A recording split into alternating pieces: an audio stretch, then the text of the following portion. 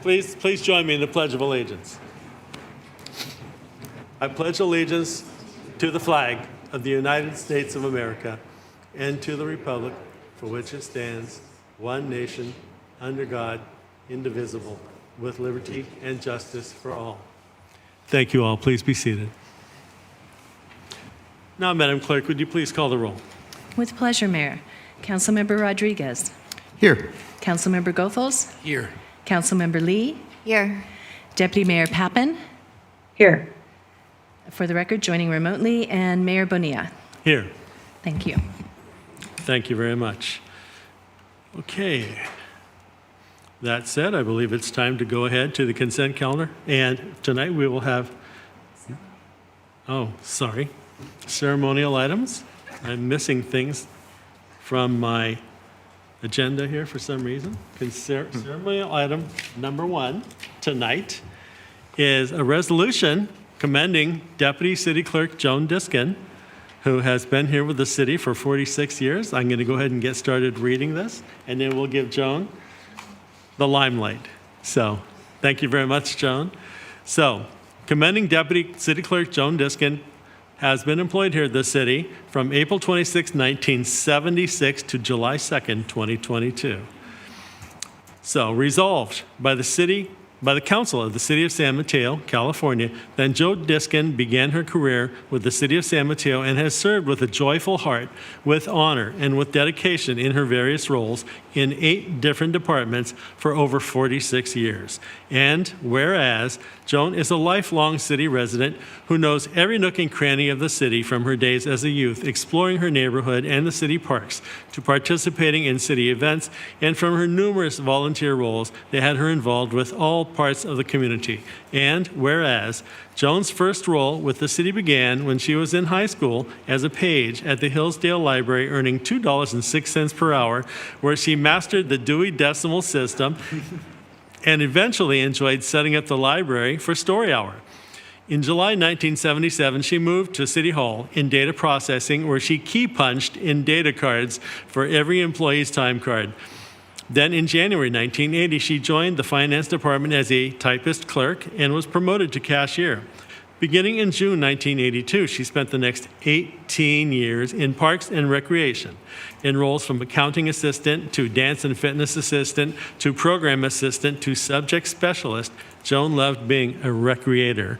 And whereas then in August 2007, she joined the Human Resources team as an office assistant too. But the recession of 2008 required many changes in her job roles, with the result of 4 different jobs in 3 years. From Human Resources, she went on to the Community Development Department, serving in economic development and business assistance, where she enjoyed working in the downtown office and her monthly street walking, quote unquote, gig to tally the business vacancies. Then she transitioned to City Hall as Secretary for Community Development, and then finally in April 2010, landed in her forever department with the City Clerk's Office. In her 12 years with the Clerk's Office, she began as a secretary, moved on to assistant to the City Clerk, and finally to Deputy City Clerk in a management role. And whereas Joan's breadth of experience throughout the various city departments, as well as her work with San Mateo Employees Federal Credit Union, meant she knew everyone, understood other departments' business processes, knew how to get things done through her encyclopedic knowledge of how the city runs, and just because everyone knows Joan. She quickly became the go-to resource that ensured success in the clerk's and city's work programs. And whereas Joan has mastered the art of change management and has, during her tenure in the city clerk's office, she oversaw the conversion from a manual system to 3 different electronic data management systems.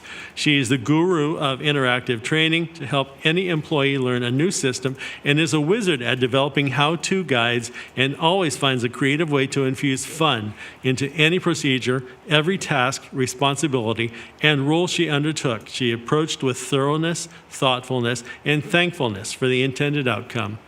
And whereas she is such a difference maker in this organization because she understands and values relationships, and she invests in people. She connects with everyone she meets and truly cares about what is going on in their life. And she remembers those details and follows up to keep that connection strong.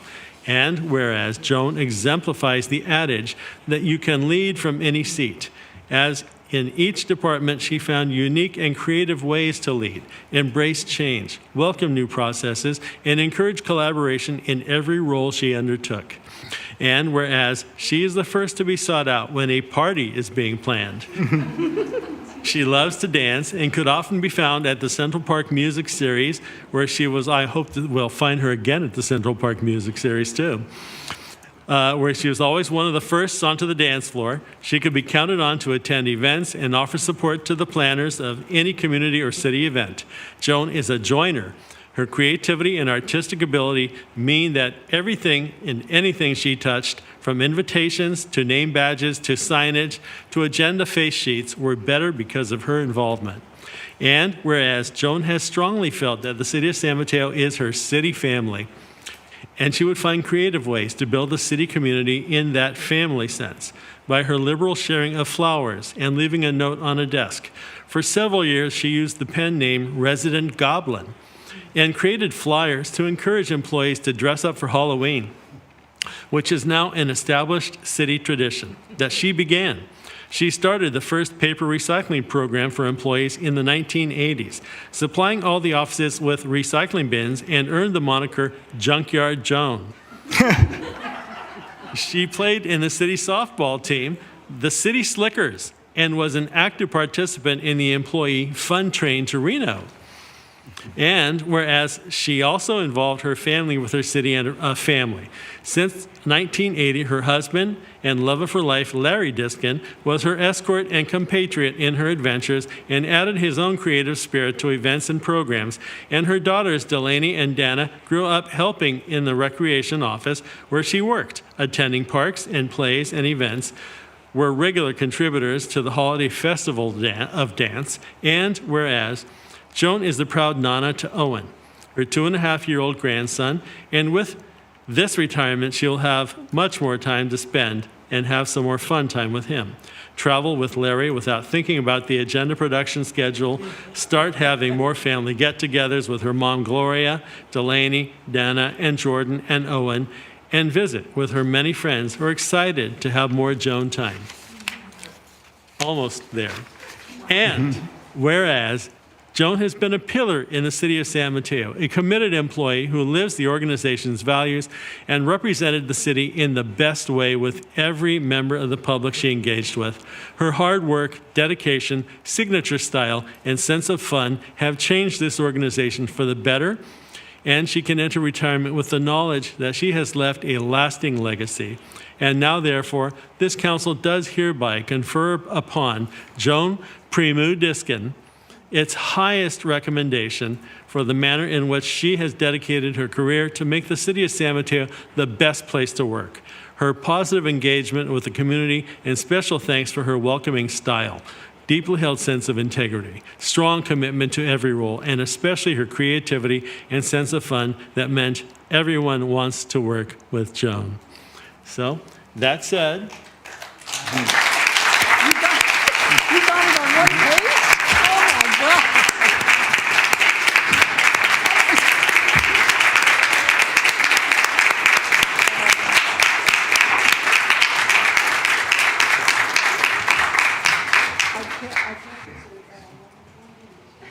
Wait, you gotta be in this.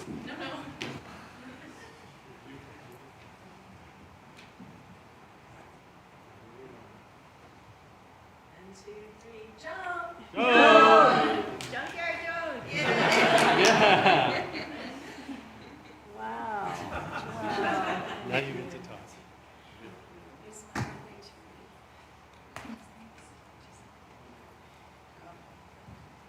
Joan, I have one other thing I'm going to read.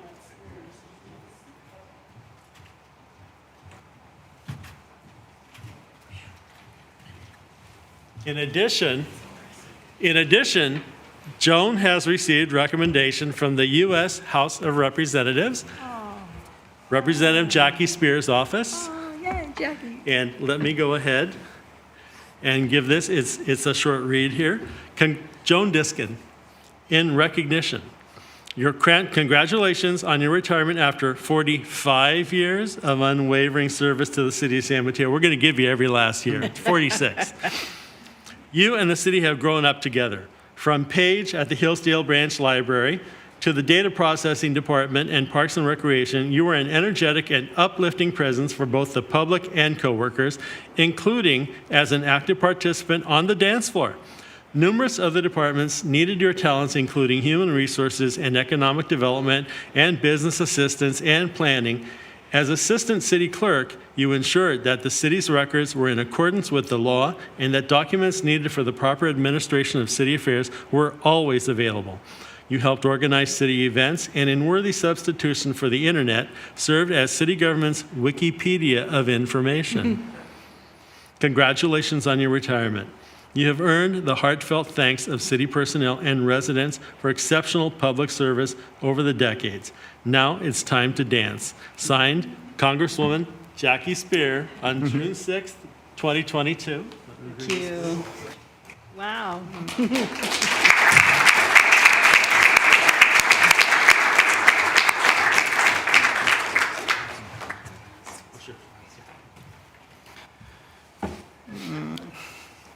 And now, maybe, we have some comments, I think, from council members. So please go ahead, Councilmember Rodriguez. So, as council members, there's not that many members of staff where you really get to work with consistently and on an ongoing basis. And so first off, I'd just like to say, out of your 8 different stops along the way, I'm so glad you're in the city clerk's office with my time with the city. I mean, it has been so much fun working with you for the last 5 years. And so I just want to talk about 2 memories that stand out that I will always treasure. The first is, you get to know Joan when you're working with her, and she's tons of fun and really energetic, but you really get to know her when you go hanging out in Toyonaka with the family, with my family and Larry, and it was just a great time. So memory number 1 is hanging out in a really cool bar, singing obscure Beatles songs to karaoke with Joan. It was awesome, and I'll let her explain that story. That was a bad cut.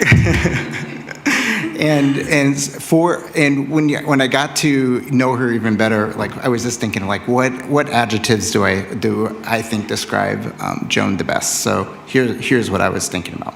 Number 1 is this thoughtful, very thoughtful person. I've met few people more thoughtful than you, Joan. Fun, lots of fun, and I'm sure we're just one group in your tenure. I bet you've had a lot of fun in your time here. Kind and great sense of humor. Great sense of humor. And then the second memory I just want to talk about was my last day as mayor, and it was virtual. It was my entire mayorship was virtual, and Joan actually came to my home, hung out with my family, was just talking with Tyler the whole time, making sure that everything was perfect, all the flowers were handed. And by the way, Shirley and Tyler say very much congratulations, and they wish you the best. And it was just, I felt like we had a neighbor in our home, and it was just great. You only had to stay for 5 minutes, but you stayed almost the entire time, and my whole family appreciated that, especially because it was during COVID. So I just want to say congratulations, and I hope you and Larry enjoy your well-deserved trips coming up soon, and thank you for staying for this. Sorry we couldn't have done it the last meeting, but. Thank you. Other council members? Joan, how do you measure a career like this? 40 years is a lifetime for so many people, but you're just getting started and you have a whole retirement that you have earned. 40 years is millions of residents served, dozens of council members who you've gotten to see and some of whom you don't miss. No names. But you have always been a member of the 20% of San Mateo employees who did 80% of the work. You have always been the person who has been around so long that you know everything and where everything is, and been that resource to everyone. And people love you for that.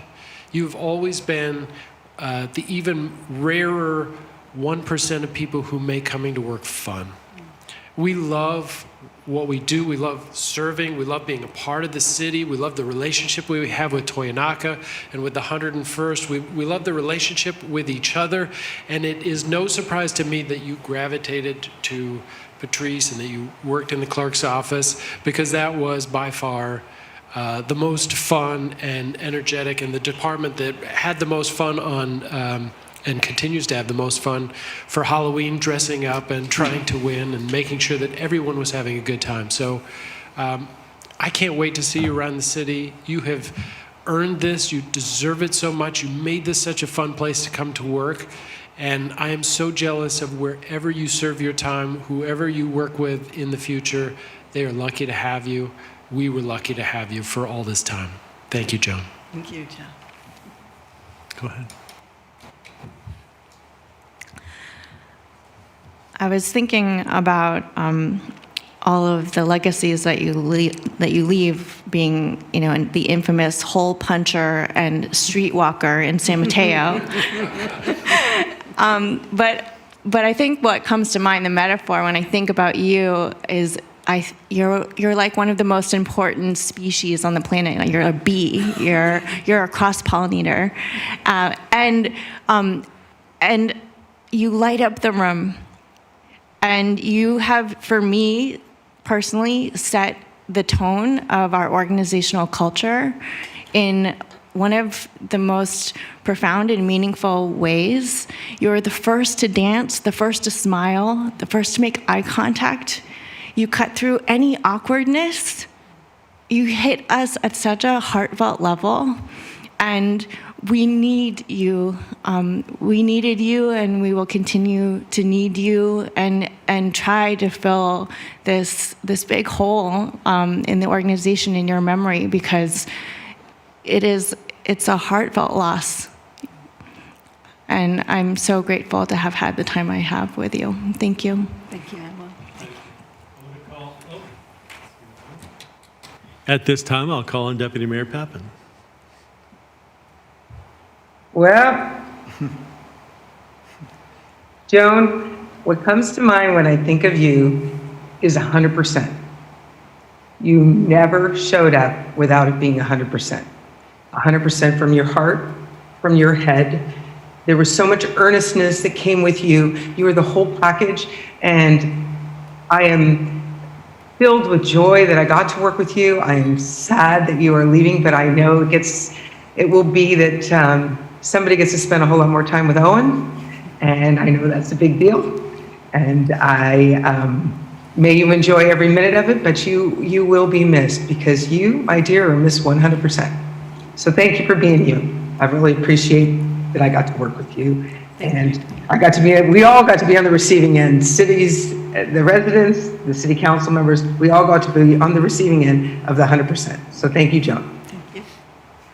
So, Joan, finally, I just want to say that I don't think I can thank you sufficiently for that smile, so much joy that you always brought, your spirit of, whatever it is, we can do it, and we're going to have fun doing it. And nothing ever seemed like it was work when I was watching you doing it. It was just, some other next thing we're doing that we're enjoying.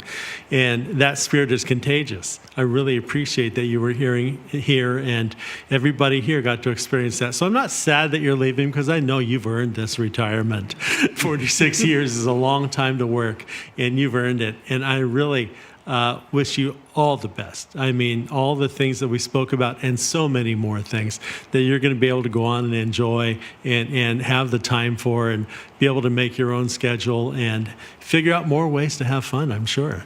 So thank you very much for all of your years of service. And now, if you want to say a couple things. I will. It's not very long. It's in big font, so I can see it. That's why I have 2 pages. Please take your time, Joan. You've earned it. So City Hall has literally seen me grow up. I celebrated my 18th birthday in the data processing department. I got married and raised my family while I was in Parks and Recreation, and I recently became a grandma while working in the city clerk's office. And of course, there were departments in between. If I got tired of one department, I just walked down the hall and found another one. That's just kind of how I was. All along the way, I've worked with special, dedicated, and talented people whose goal was to serve the citizens of San Mateo. I've always been happy to work for San Mateo and very proud of the reputation we have here on the peninsula as being a well-run city. In all the years that I've been here, that has been a constant. That was our reputation. I've made lifelong friends here and have had lots of fun along the way. I liked how many times the words fun came up. That was kind of cool.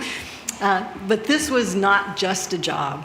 It was working with, for, and besides friends, playing after-hour sports with my coworkers, even dancing with other employees in the Holiday Festival of the Dance that was mentioned, where some of the roles were dancing as a flapper, a cowgirl, a doctor, but the most memorable dancing was dancing as a Christmas tree, where I wore a green trash bag as my costume.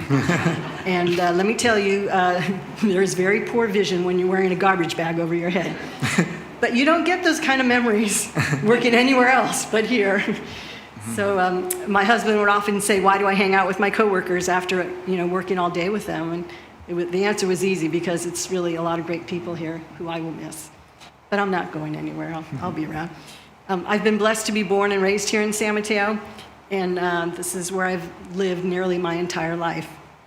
Another blessing is working in the city clerk's office, which has been the pinnacle of my career, the highlight of my whole career.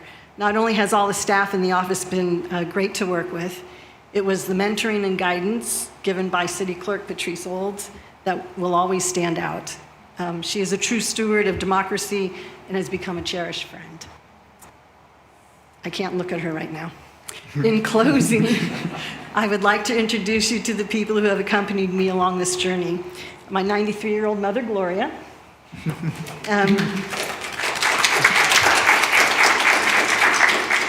Along with my banker, travel agent, creative life partner, my husband nearly of 40 years, Larry. My daughter Delaney is here. And my youngest daughter Dana, son-in-law Jordan, and grandson Owen are watching remotely. Of course, Owen's in bed now, but anyway, these girls literally grew up wandering the halls here. In fact, for many years, the city attorney would have them go to his office, stand up against the wall, and he would measure them and mark their height every time they came into City Hall. So there was a wall in the city attorney's office that had all my kids' names on it throughout the years. Our girls participated in many city programs, so San Mateo has played a big part in shaping their lives as well. So on that note, I know you have real business to get to tonight. Thanks for the memories. Thank you, Joan.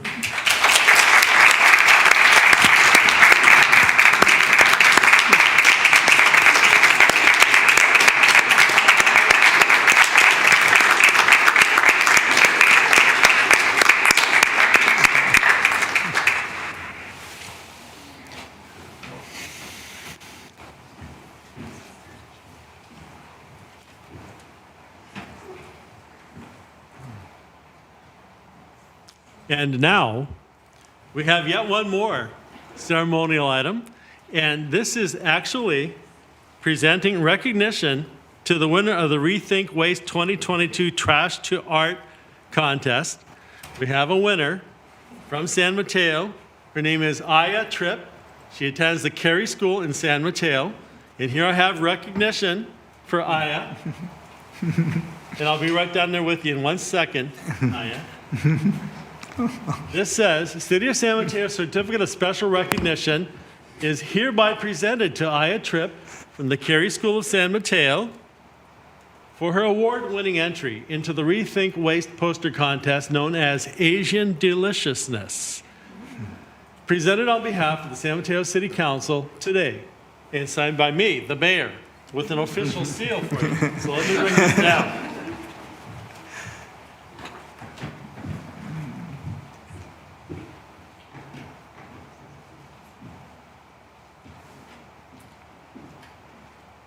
There you go. Congratulations.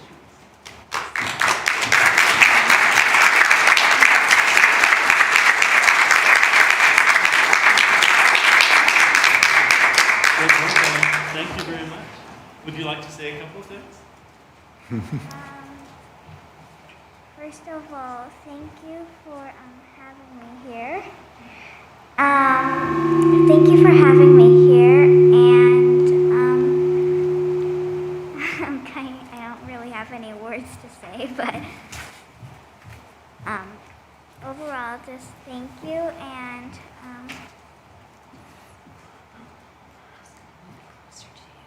okay. There we go. Okay. Okay, first of all, thank you for having me over here at the City Hall. And that's really all I have to say. Thank you. Thank you, Aya. Thank you for your hard work. We appreciate it. And we look forward to seeing you back here with something else in coming years. So keep up the good work. Thank you. Thank you.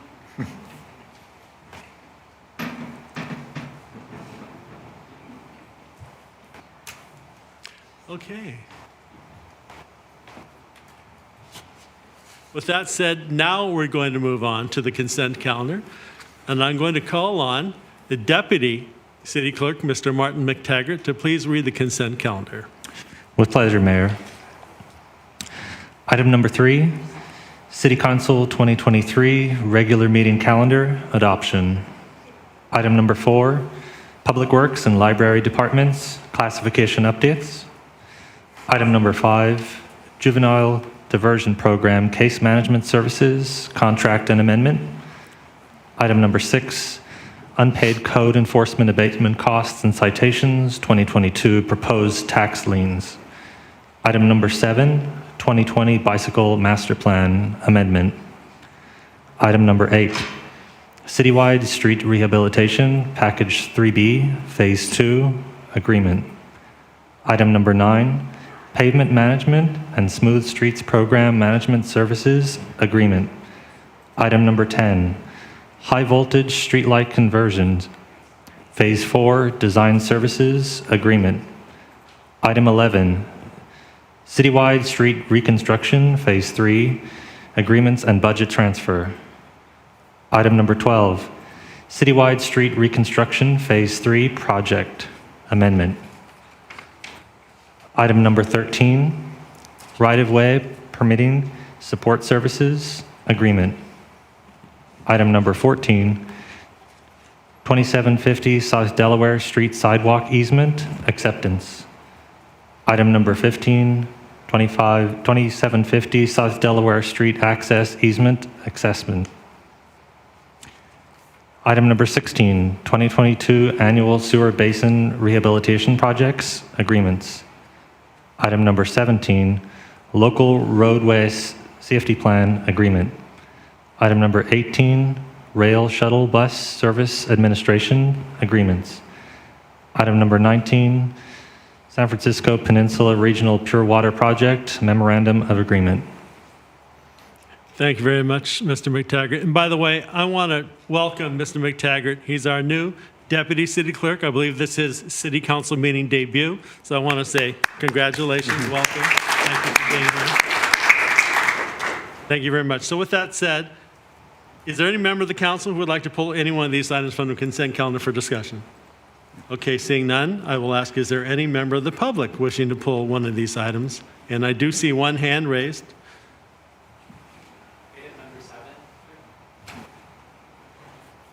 We'll take comment on that first, and then the council will have their vote.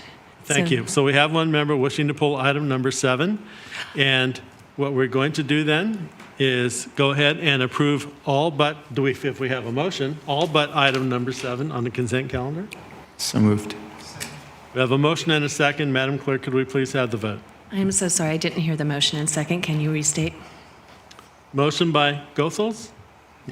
Motion by sorry. Councilmember Rodriguez to approve all but item number 7. Okay. And second? And I second. Second. Yeah, Oh. we're- Okay, yeah, you're second. Competition for second. Okay. Thank you very much for clarifying. Councilmember Rodriguez. Yes. Councilmember Goethals. Yes. Councilmember Lee. Yes. Deputy Mayor Pappen. Yes. Mayor Bonilla. Yes. Motion carries 5-0. Thank you very much. So now we're back to item number 7, and I think Madam Clerk? Yes, Rayanne Mochemi wanted to comment on that item. Come on up. Good evening, Council, Honorable Mayor Bonilla. I'm speaking to you with heavy, sincere concern about the actions presented by this item. This item deletes a project from the Bicycle Master Plan. Deleting a project from the Bike Master Plan sets a bad precedent.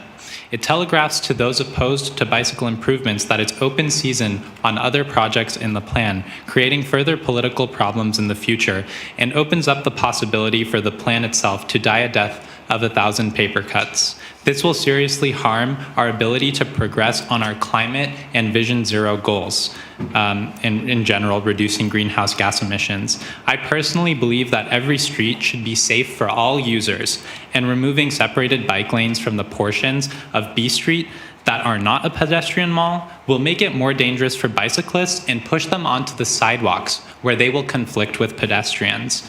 And even if you don't buy into the idea or the reality of or potential possibility of being able to improve every street and are looking for just an alternative to B Street, you face even more of a politically uphill battle because more parking spaces would likely need to be removed to accommodate bicycle facilities on other streets in downtown San Mateo. There is no guarantee that when the city is ready to move forward with a facility on another road after a study that is as yet unfunded and not yet determined when it will happen, it's no guarantee that we will actually have the political will to design and implement that facility. Moreover, my understanding is that part of the reason that some developers lobbied the council to keep parking and two-way vehicle circulation and remove the protected bike lane is that there was a hope to convert some of those parking spaces into parklets and get additional income out of that public right-of-way. Parklets are good, but again, I believe they can be accommodated with bike lanes as well. I ask you to retain political will for the Bicycle Master Plan and prevent yourselves from leaving a legacy that your vote today could result in the unraveling of the plan.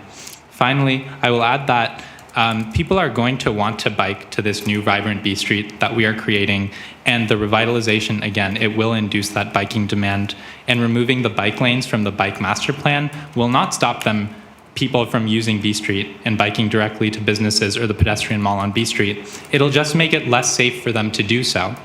And we would thus be doing a disservice to safety and accessibility by ignoring the reality that bicyclists will be on B Street. So I ask, what will we say to those who bike on B Street and get hurt in the future? Will we say that they should have been biking on another roadway and sorry, we took it out of the plan and it's not safe, so please bike on another roadway? So to that end, I do request that you amend the ordinance on you currently, or if you cannot vote, to table it and amend the ordinance to solely delete from the Bike Master Plan the separated bike lanes between Baldwin and 3rd Avenues, which are blocks that either have been made a pedestrian mall or there is strong support in the future to make them a pedestrian mall, retaining them on 4th through 5th Avenues. Thank you very much. Thank you. Okay, so Mr. Mayor, I have no remote, anyone wanting to talk on this item. thank you. So we're going to bring it back to the council right now for comments on this particular item 7. I did look into this item because it was brought to my attention, and I do note that what I see is that it appears that the Class 4 separated bike lanes have been removed in their entirety on B Street. And what I heard and what I agree with actually is that we should not remove them from the part of B Street that's south of the pedestrian mall. So from the pedestrian mall south, so basically from 3rd Avenue south, as far, I think they're projected to go to 9th Avenue. I think we should retain them as part of the master plan while we continue, as we discussed earlier about the mall enclosures, to study the bike circulation in that area for the parts that we're eliminating through the pedestrian mall areas. How do we get around those areas? That's the part that needs to be studied, and it needs to be a comprehensive plan for bicycle usage throughout. But we should not eliminate all Class 4 bike lanes going down B Street, heading to the south of the pedestrian malls. Those are my thoughts. Thank you. I would make a motion to approve item number 7. I second.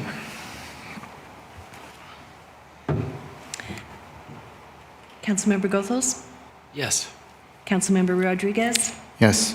Councilmember Lee? No. Deputy Mayor Pappen? Yes. Mayor Bonilla? No. Motion carries 3-2.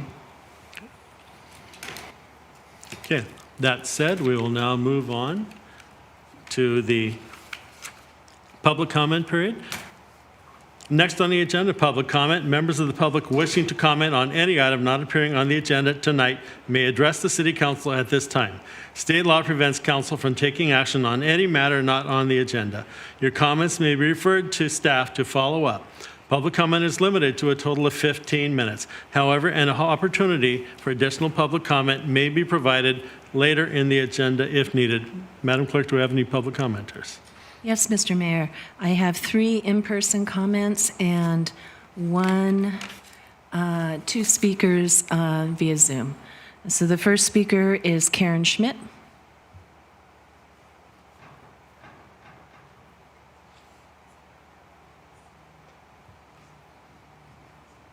Good evening, Your Honor. I have some concerns about, I received a letter about business licenses on small property rentals. I've looked all week trying to find any kind of a code or anything to explain it, so if there's anybody who could give me any information on it, I would appreciate it.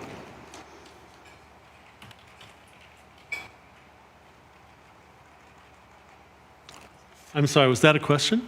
Yes, Yeah. I was Yeah, wondering we if have a anybody... response from the city manager. Through the mayor, our finance director, Rich Lee, who's in the audience right now and he's raising his hand behind you, he'd be happy to explain it. Outside. Yeah. Not. Rich, Yes. you can, Oh, offline. yeah, Okay, got it. thanks.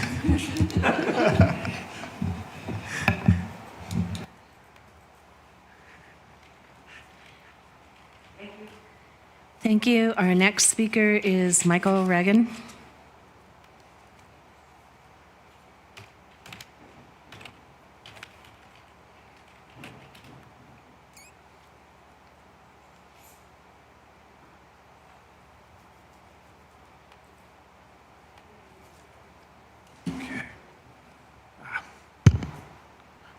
How are we doing tonight?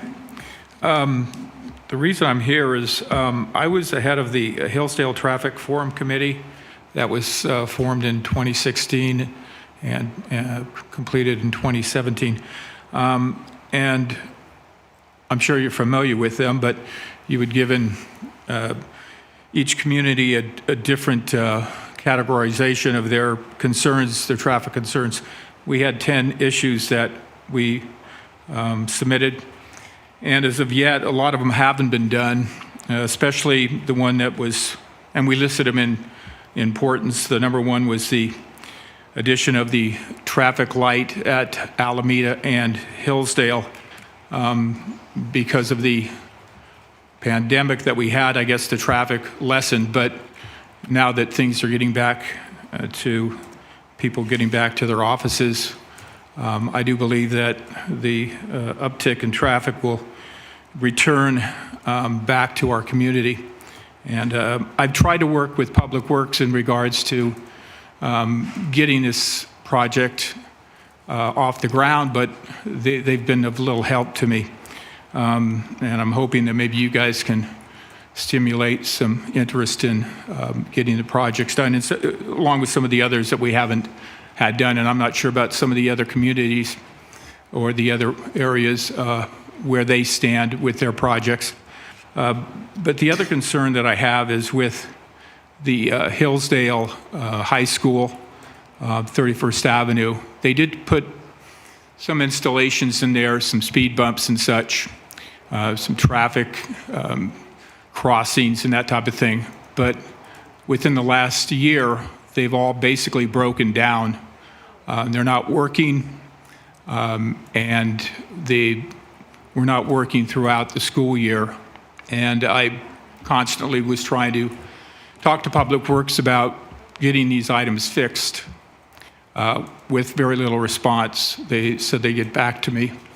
they did put some speed bumps in, and the speed bumps have been effective in reducing the speed and such like that, but they had promised that when they put it in that they were going to kind of come back within 6 months and kind of reevaluate the effectiveness of the project, which hasn't been done. So just asking if you guys could maybe reach out to them and maybe we could get some work done to kind of get these projects kind of started and finished. I certainly appreciate it. Thanks for your time. Thank you. And the next speaker is Lori Heider.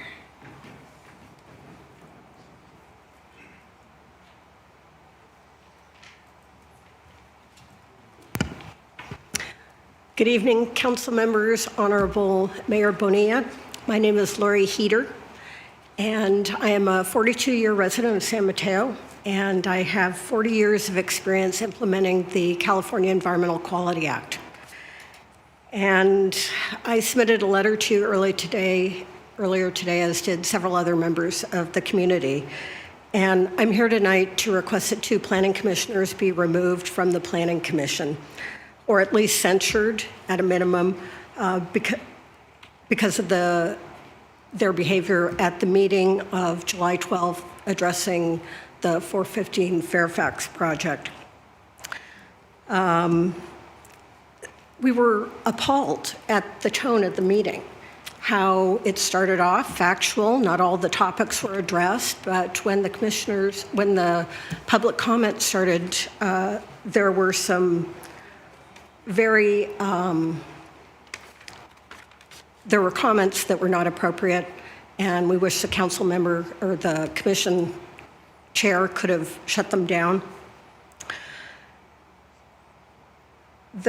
We were pretty appalled at Commissioner Patel, who went on a 20-minute discussion. She spent some of her time talking about the project, but the rest was sort of an emotional, personal diatribe for topics that were not relevant, and that's not what a commissioner is supposed to do.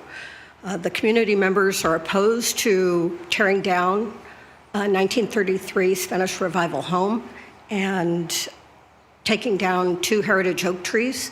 One will be removed and the other would surely die because of the facilities that will be installed under the tree. And it was really disgraceful the way the commissioners dismissed the legitimate concerns presented by a diverse group of community members.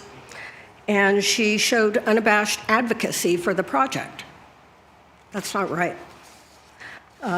Commissioner Ebneter picked up the thread and used the same tactics against the opponents. They weren't arguing facts, they were arguing emotions and, frankly, slander against the community. I guess they weren't able to address the comments.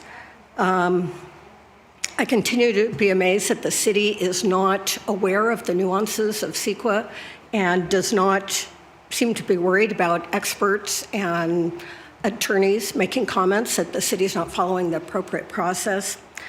So we're waking up and we're paying attention, and we really need to have historic surveys done so this city is not crosswise with CEQA.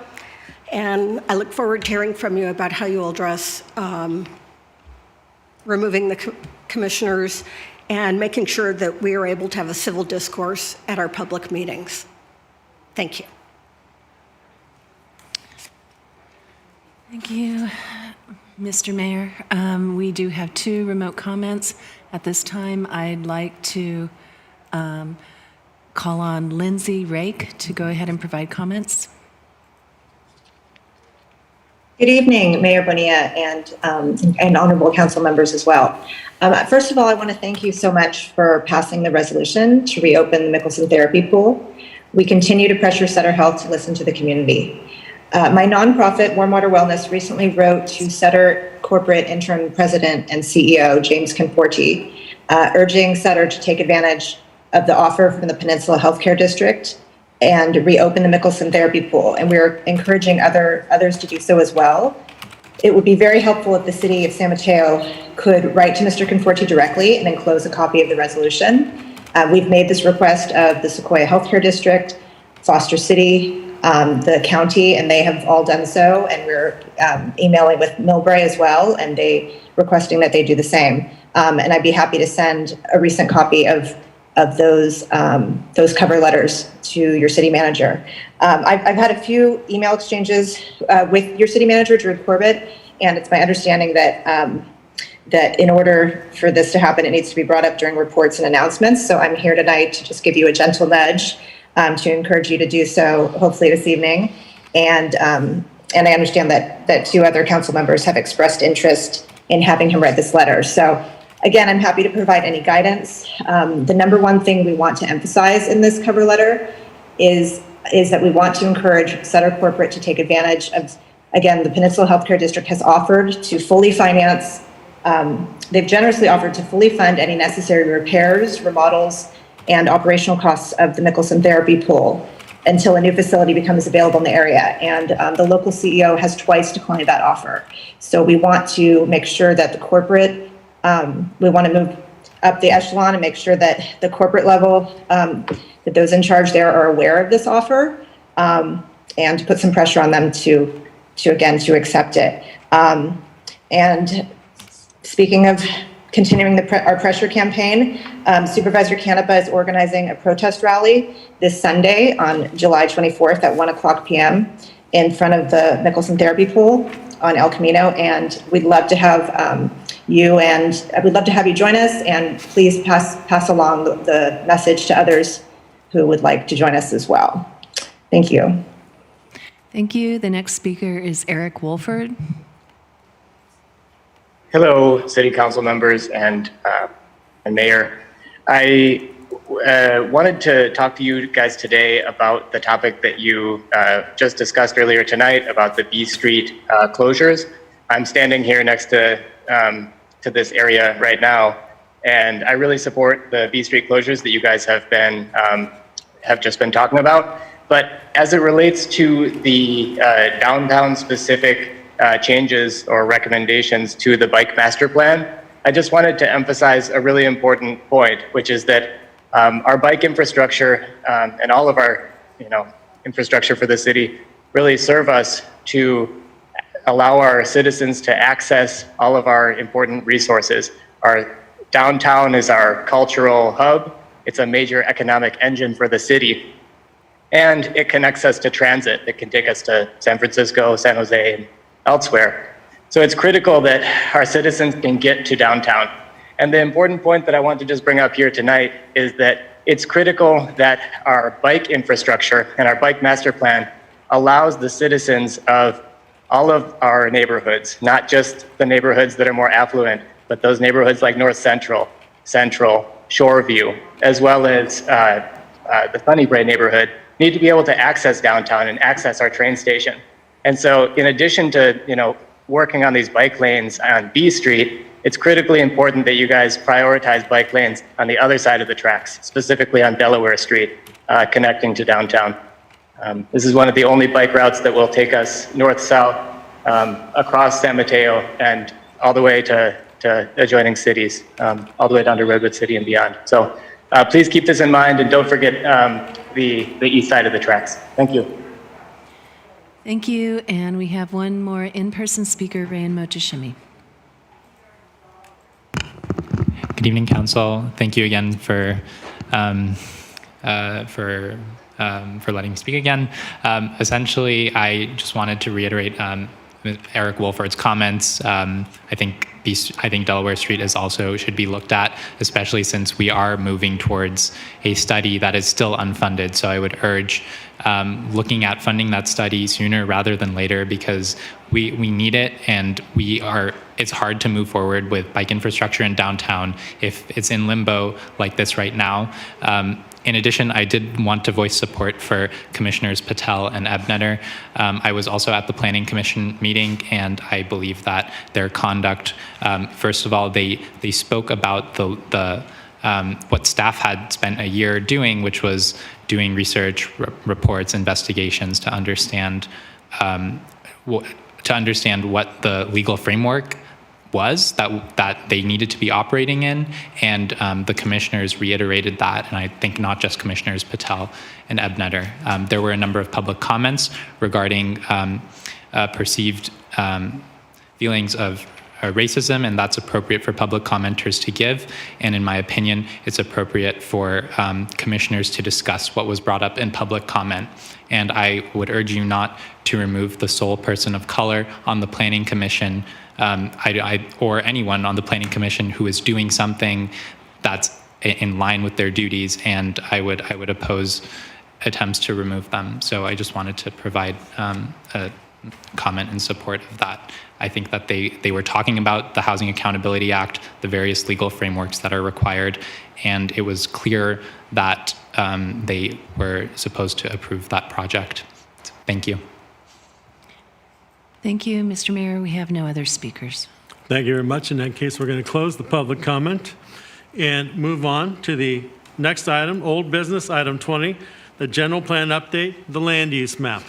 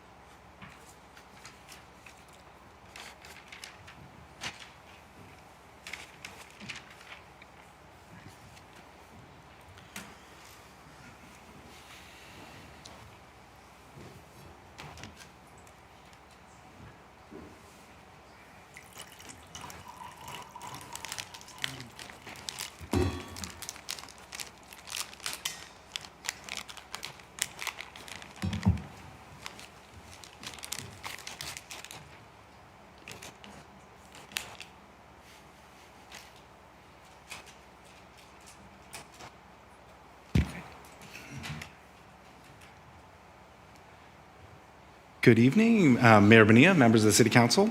Zach Dahl, Deputy Director with Community Development Department. And this evening also we have with us Joanna Jansen with PlaceWorks, our consultant for our general plan update.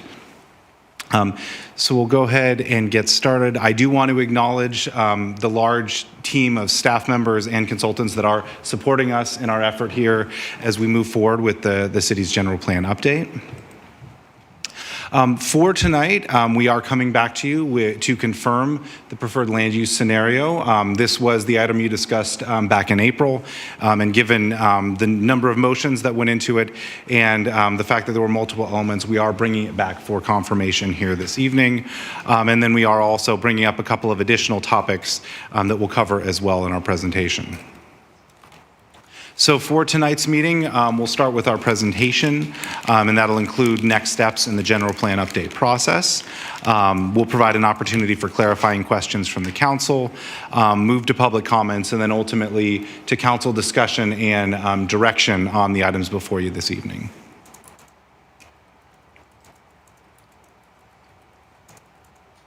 Thank you for the pause. We need to share via the Zoom screen also, and a different screen needed to be chosen. And so that looks like it is fixed now. Thank you. Thank you. Is that not going? It doesn't seem to be moving. Do we need to use that?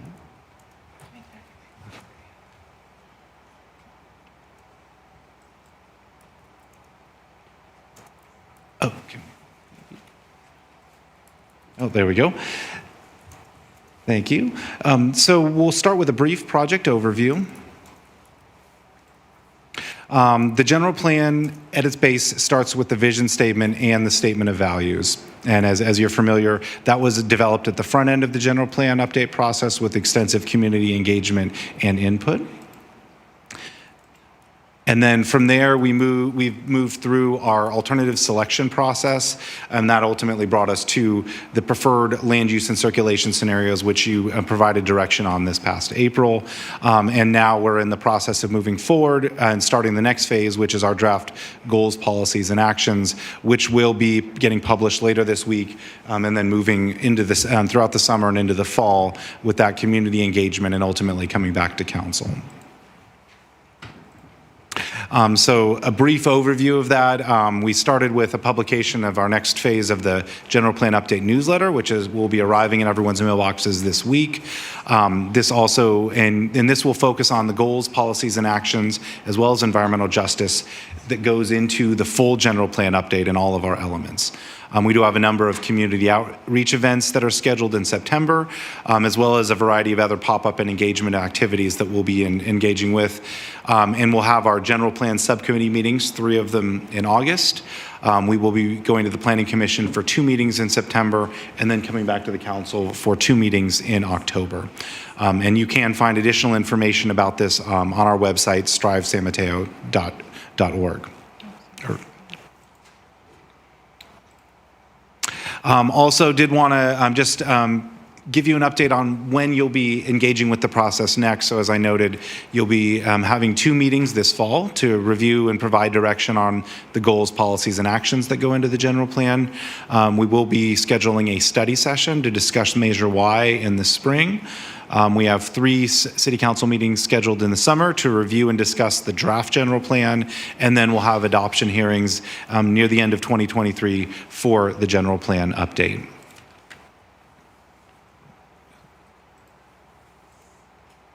So at this point, I'm going to go ahead and turn it over to Joanna, who can walk us through the alternatives process and the rest of the items that are before you this evening. Thank you, Zach. As Zach said, I'm Joanna Jansen with PlaceWorks. We're the consultant that's helping the city with the general plan update. I want to just review the alternatives process that we've been here that got us to where we are this evening. The alternatives process is a very important step in the general plan update because it helps us to consider where we should make changes to what is called the general plan land use map. And the general plan land use map is very important because the designations and the colors on this map determine what can be built where in San Mateo and at what intensity. So to gather community input and decision maker input on how and where that land use map should change, we developed 3 different land use alternatives that focused on 10 different study areas throughout San Mateo. And we developed these alternatives with extensive community input. Those 3 alternatives we called A, B, and C, and this slide gives a sense of the differing quantitative development that would have resulted from those 3 alternatives. So the 3 alternatives considered a range of adding 11,810 new homes, 16,070 new homes, up to 21,080 new homes, with jobs kept more or less constant across the 3 land use alternatives. After going through an extensive process to gather input on the alternatives and to conduct an alternatives evaluation, we came to the council in April, as Zach mentioned, to receive direction on a preferred land use scenario that was developed by mixing and matching aspects of all 3 different alternatives. This slide shows you a map of the council preferred land use scenario as we believe we understood it as of April. It really reflects a combination of aspects of alternatives A, B, and C, with probably the most similarities shared with alternatives B and C. The council gave us direction on this preferred land use scenario with a series of 12 individual motions that focused on our individual study areas, with study area 1 divided into 3 different parts for El Camino Real, North, Central, and South. We're not going to review this slide tonight, but wanted to show it to you so we have it here as a reference in case it's needed during your discussion. The outcome of those 12 motions was the map that you saw a few slides ago with the preferred land use scenario, and then this slide shows the numerical outcome of the council preferred scenario. So you can see that it added slightly more new homes than alternative C at 21,960 new homes. and had about 15,255 new jobs. A couple of notes that we wanted to make sure that we're clear about in coming back to you this evening. Both concern Study Area 8. We interpreted council direction to split the land use designation on the PS Business Park site so that the higher density on that site is farther away from the freeway, given potential concerns about air quality impacts on new residents on that site. And then also within Study Area 8, the Parkside Plaza site, there was discussion about different possible designations to apply to that site. Ultimately, we understood the measure to retain Alternatives A designation of a mixed-use low. But just since there was so much discussion and back and forth, we wanted to confirm both of those interpretations. In addition to bringing you back the council preferred scenario tonight, we also wanted to check in on the ways that we're going to be describing and defining general plan land use going forward as we move into the next phase of the project, which includes developing the content of the plan itself. Throughout the alternatives process, we used what we call place types to define and explain the height and density range that would be allowed under each category of different land use. And we have now that we have the preferred scenario, we're working to translate the place types we use throughout the alternatives process into designations that we can apply to the general plan land use map. And this table shows the comparison and some of the refinements that we are making at this stage. So we have the low, this land use intensity low, medium, and high applied to many different types of designations, including the residential and the mixed use designations, place types that we used in the alternatives process. So low would allow a height of 1 to 3 stories and a range of 9 to 39 dwelling units an acre under the place types. The height is the same for the proposed general plan land use map designations. Slight tweak to the density range to match up with a potential new low-medium general plan land use designation. We developed this to kind of cover the area between a potential low designation and the medium designation in response to comments that were raised that we do not want to unintentionally downzone any parcels through this process of the general plan land use update. And we heard clear comments from council members that avoiding downzoning is important. So we propose to add a low-medium designation to make sure that we are not unintentionally downzoning and to allow for existing parcels to maintain their current height and density. Similarly, the medium designation would be refined to lower the maximum height in that designation from 7 stories that was used in the alternatives to a height of 6 stories. No change to the density there. During the alternatives process, we used a place type of high that would have allowed 8+ stories. A maximum height was not defined.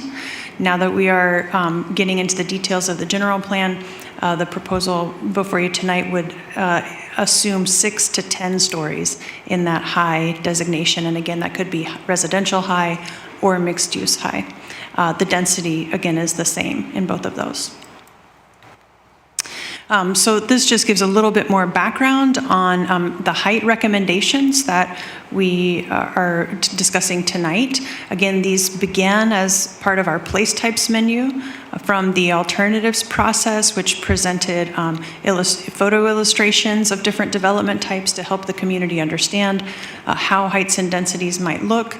Each one of these place types includes a range of possible densities, heights, and scales. And now we are defining additional parameters as we translate these place types into land use designations that would go forward in the general plan. So these height range recommendations, just to review briefly, include low-medium, adding a new low-medium designation that would cover the range of 2 to 5 stories and avoid any unintentional density reductions or downzonings. The medium range, which would allow 4 to 6 stories, we adjusted this range to align with the community input that we've heard throughout this process, but also to align with what we have heard from the development community and building department here at the city about feasible and achievable development under today's conditions. We'd also maintain the high range of 7 to 10 stories. That puts a cap on the range that was not identified as part of the alternatives process and is within the amount of height that was asked about in the 2022 community survey, which asked about buildings up to 12 stories. So we understand that tonight this is really providing you with kind of a starting point for height discussion, and there are many different factors to balance. We're going to be entering the goals, policies, and actions phase of the project, and subsequently the draft general plan review. So there are many additional opportunities for discussion of heights and other land use regulations in the general plan. We've talked throughout the alternatives process about the relationship of these designations to Measure Y. As you know, Measure Y includes a height limit of up to 55 feet and a density limit of up to 50 dwelling units per acre. And of course, the designations that I just presented do include some categories that would exceed those limits. So any of the components that are in the draft general, the updated general plan that are not consistent with Measure Y would require voter approval before they can take effect. The preferred land use scenario does include heights and densities that exceed Measure Y, and so therefore we anticipate bringing a study session back to you to receive direction on the approach to reconciling the general plan and Measure Y. And then finally this evening, when we were here with you in April, you had a property owner request that was raised at that meeting that you could not take action on because it wasn't agendized, so we wanted to bring that back up again. This is the property owner request for 1501 to 1555 West Hillsdale Boulevard. It's a 4.4 acre site. It is near our study area 6, but it's not part of any of our 10 study areas that we looked at during the alternatives. Currently, the site includes 84 apartment buildings and 2 4-story buildings. And there's a request to change the designation on this site from low-density multifamily, which currently allows 9 to 17 dwelling units an acre under the existing general plan, to a residential medium designation, which would allow 40 to 99 units per acre. And this is just an aerial view of the site that I just described, in case this is useful to your discussion. So tonight, we would like your direction on confirming the preferred land use scenario, that we understood your direction accurately, and that it reflects your direction. We would like your direction on the land use heights and densities in the proposed general plan.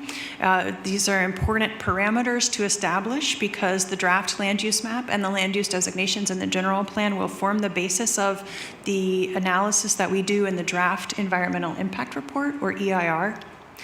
However, both the land use map and the land use categories are not final until you adopt the general plan. So again, many additional opportunities for discussion and deliberation on this, but we would like some initial direction tonight.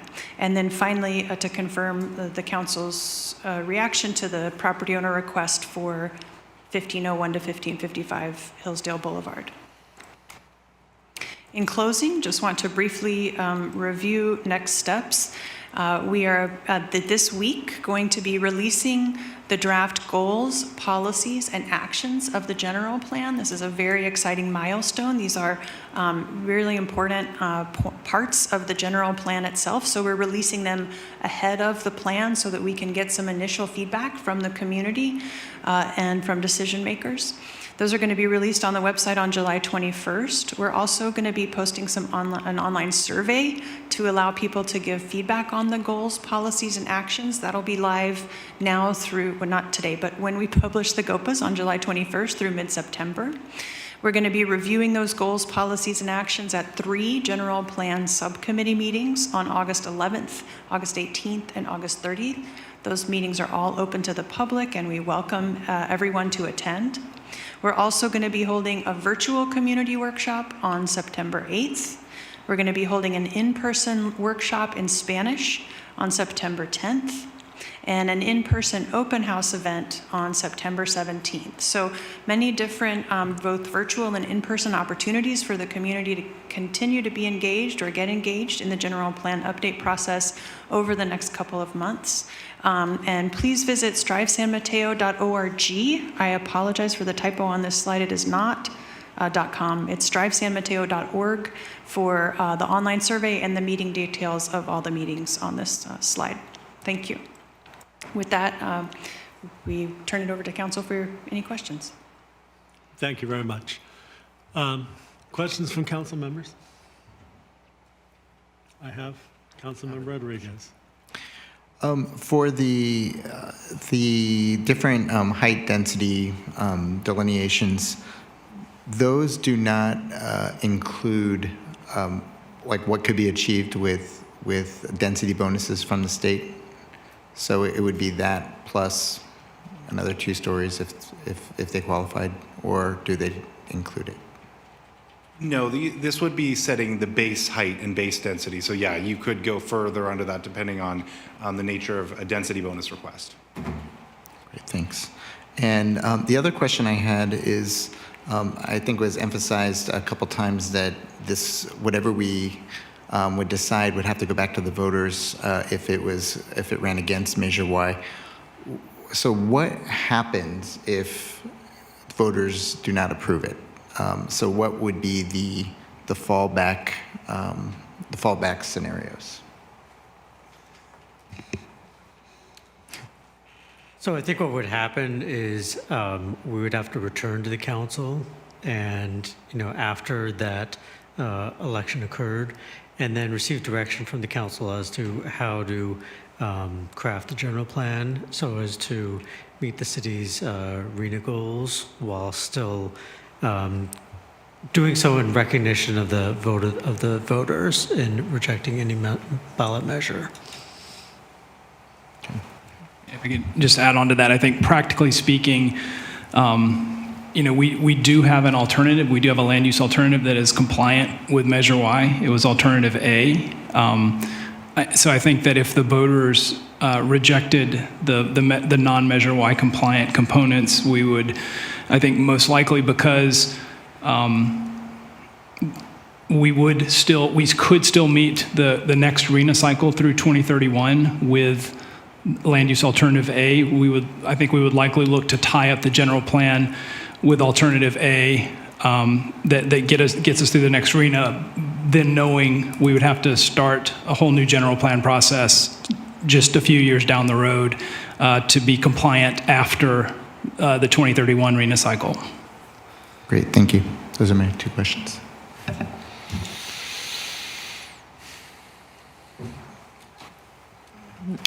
I was hoping you could talk about the CEQA and process and the analysis in terms of where these decision points lead us and defining what alternatives are studied in CEQA. So you're asking about under CEQA, as part of the environmental impact review process, we have the project and no project and then the other alternatives. And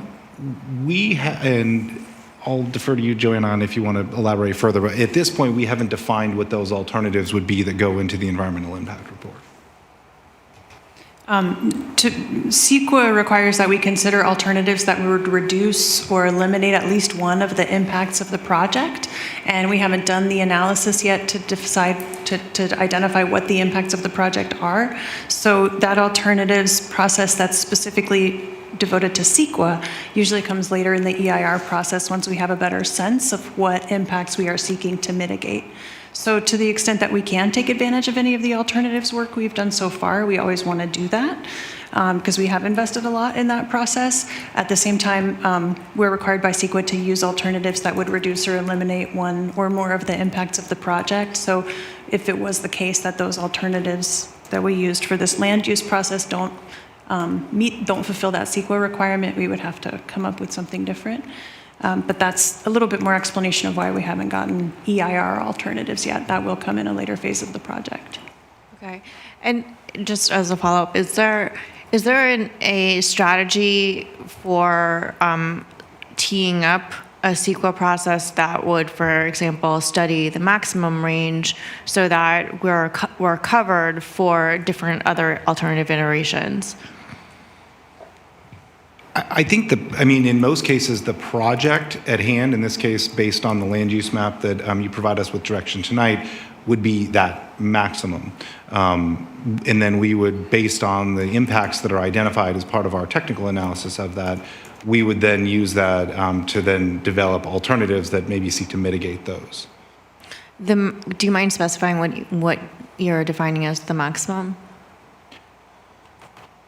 When you say, we would be using growth projections based on the land use densities that are contained in the land use map that we're looking for direction on here tonight. So would that also, for example, include a maximum of the height range that was originally presented in the land use typology? The heights would be factored in. The densities and the growth associated with them are the more critical piece in terms of evaluating impacts.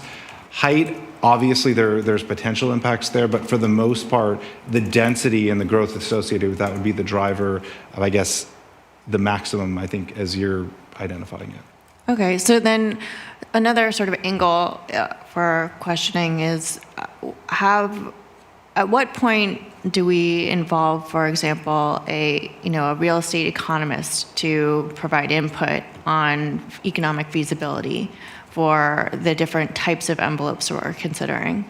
How is that level of analysis integrated into the process?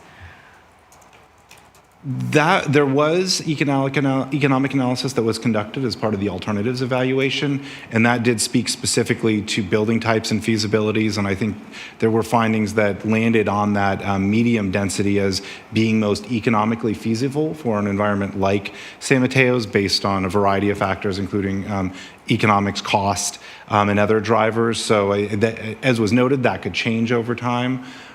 So some of that work has been done, and as necessary, we could do additional work as part of the general plan update if that's necessary or needed. Yeah, I think for me, what sort of stuck out was the change in the definition from medium, where if we're getting a feasibility analysis based on a certain criteria, and then that criteria changes, just in terms of the industry perspective, I think is really important, so that we make sure that the standards we're setting will actually be buildable. So and I think for me that was a question, and then also thinking about how so much of the designation is mixed use, and we also are going through the housing element and have been talking a lot about how we are interested in perhaps setting a housing density minimum for mixed use. And so for me, there's some layers to the way that we're thinking about this question, and I just hope that we're open to bringing in as much expertise as possible. Okay, thank you. Councilmember Goethals? No questions right now. Okay, Deputy Mayor Pappen? No questions, thank you. Okay, no questions. Thank you very much, and I think we're going to go straight to public comment. Thank you, Mr. Mayor. First in the room, do we have Charity Wagner? If Charity Wagner is not in council chamber, then Charity will need to have you join the Zoom call. It's at the top of the agenda, and we can call upon you there to participate remotely. So beginning with, we have 6 hands raised right now. If everyone could please raise their hands so we have an idea of the number of speakers.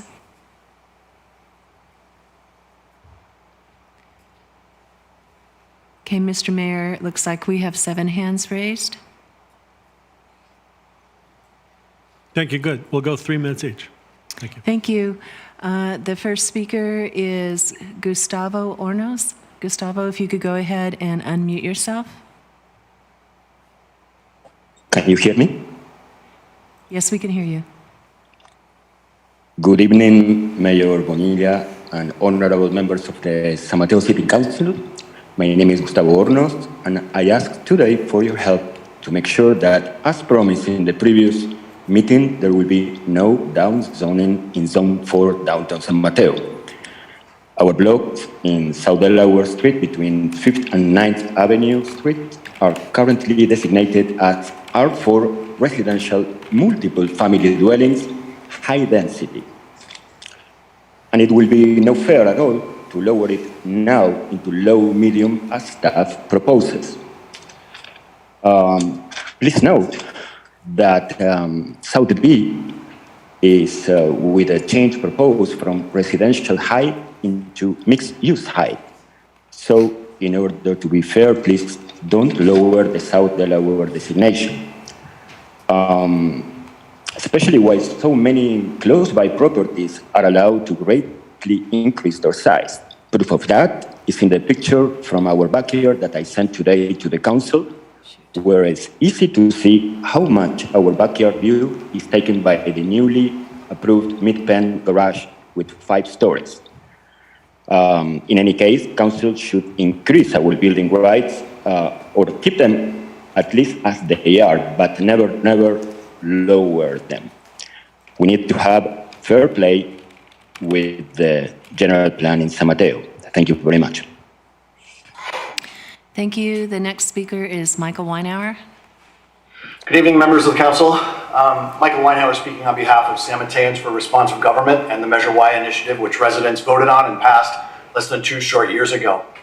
We've participated in what we had hoped would be a fair general plan update process, but watched you opt for maximum development, with total housing and population in the preferred scenario being presented here exceeding even the most aggressive option. This in spite of years of resident input and promises of mixing and matching growth options. And all of this with no plan for addressing the many resultant impacts we'll all have to live with. Remember that Measure Y was as much a referendum on democracy and government trust as it was about managing growth. Residents' fears that their concerns would not be fairly addressed have sadly been confirmed. As you move forward with your examination of how to define high-rise for our city, our feelings as an organization and community are as follows.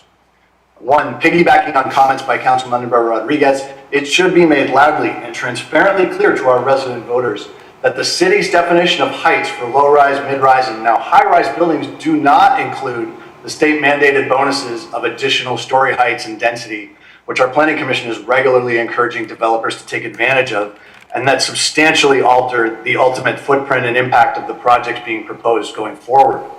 We strongly recommend that the new general plan height limits be determined with the understanding that state bonus additional stories and densities will be added. It should be noted that in many cases, the extra development bonuses for affordable housing do not actually increase the number of affordable units beyond that required by Measure Y or existing city policies. We had serious concerns about the undefined high height options of 8+ stories and support staff defining these in the current iteration.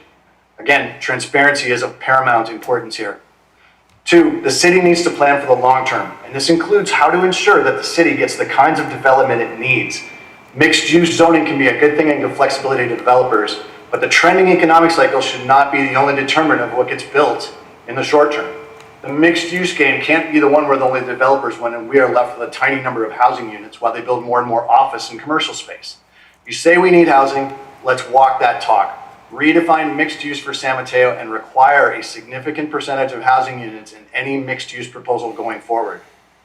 We're tired of special interests manning our ship. Residents are done standing by as buildings go up and up. Let's put the word plan in general plan to use and put the general plan to use for its specified purpose. Limit the high-rise heights, require more housing units and mixed use developments. Consider us the people you represent and let San Mateo residents begin to feel the benefits that builders are very familiar with. And just in closing comments, you need to very seriously consider Eric Rodriguez, Councilmember Rodriguez's comment about what happens if this gets rejected. And I think the calm answers given by the city attorney and the city manager don't reflect the actual level of panic and work that would go into having to revert to A and then start another GP process. So think about that very seriously. Thank you. Thank you. Our next speaker is Kenna Brew. Thank you, City Council members. I'll be speaking today on behalf of the local Sierra Club chapter. We'd sent a letter during the process and have made comments during the process. In terms of the issues before you today, I think in terms of the preferred plan, it's definitely moved in the direction that we would like to see with more density. The reason for more density is because we have a huge housing crisis and housing affordability crisis in the Bay Area, in the peninsula, and in San Mateo. And if we don't address it for the long term, the sustainability in this area is going to decline. So it's very important that we take these steps forward. The other issue you've got there is these new land use designations with increased height and density. And again, as the land use plan for the next 20 years, in this general plan, we need to look at how do we really get the density we need in this city? How do we really build it out in a way that's going to be sustainable, where we are able to get people with middle and lower income and young people to live in this city? So I think those are reasonable things to put forward. I think that as a city council, you need to lead.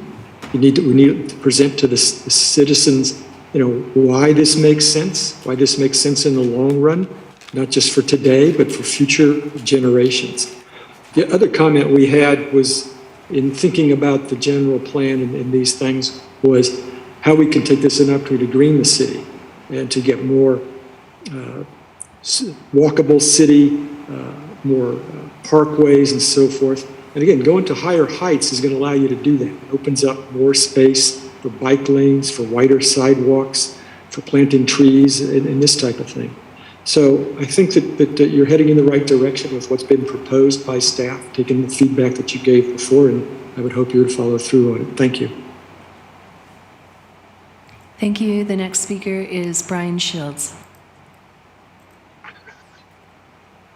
Good evening, Mayor Bonilla and council members. My name is Brian Shields, and I'm a field rep covering Carpenter's Local 217, San Mateo County. I look at this general plan and for that matter, any specific plans and the like, as an opportunity to provide good paying jobs to residents that live in San Mateo County. It'd be fantastic if there was language added to the general plan that would support prevailing wage, healthcare, pension, so that people who are coming from a blue-collar background can have the ability to succeed in life, as I know that is understood in this council. Thank you very much for your time. Thank you. Our next speaker is Bradley Carvasek. Good evening, Mayor Bonilla and members of the City Council. My name is Bradley Carvasek, and I'm speaking on behalf of PS Business Parks, the owner of Bayshore Corporate Commons, located at 1720 South Amplet in San Mateo. It's study area number 8.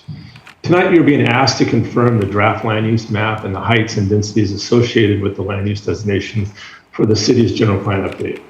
We have been an active participant in the general plan update process and have been very encouraged by the city's willingness to consider designating our site as mixed-use high to optimize the opportunity for redevelopment.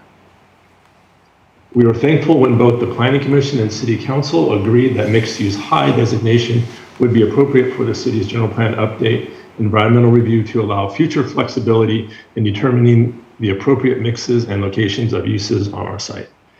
However, last week we were concerned to see staff's recommendation split our site between mixed-use medium and mixed-use high. When combined with staff's recommendation to lower the number of stories, mixed-use medium impacts any developer's ability to build industry-standard residential construction 5/2.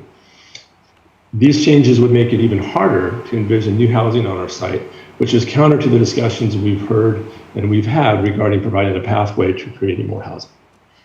We appreciate the discussion at the last City Council meeting regarding appropriate transitions to the nearby residential neighborhood, but that should not split the CEQA analysis of the site at this stage. Therefore, we ask the City Council stay the course with the mixed-use high designation for our site so that the maximum building intensity can be studied as part of the general plan update and its environmental review. Moving forward, the city will have many opportunities to weigh in on a project when an application is filed. For now, the mixed-use high designation provides flexibility and opportunity. We thank you for your hard work on this general plan update, and we appreciate our partnership with the city. Thank you. Thank you. Our next speaker is Charity Wagner. Good evening, Council. My name is Charity Wagner, and tonight I'm speaking on behalf of the property owners at 1501 to 1555 West Hillsdale Boulevard. It is the 4.4 acre parcel that Ms. Jansen spoke of earlier this evening. At the April 18th meeting, the Council did express some support for the owner's request to change the land use designation from low to medium density residential. At that meeting, though, because we are just immediately adjacent to Area 6, the Council couldn't formally make that determination at that meeting. So now it sounds like it's back in front of you again for consideration. So it sounds like a kind of a minor item in consideration of all that you have tonight in front of you. So I appreciate your patience with us. For the reasons back in April, just to restate briefly, the property is already developed with apartments. There's a significant portion of the property that is underutilized and provides a really nice location to potentially increase housing in a location really close to College of San Mateo. Also, the surrounding neighborhood is already developed with multifamily units, such that a change that's being proposed would be consistent with the existing land use patterns. So with that, we would appreciate confirmation of the discussion from April to have the property included in this general plan preferred land use plan update. And I'm happy to stay on the line if you have any questions going forward. Thank you for your time.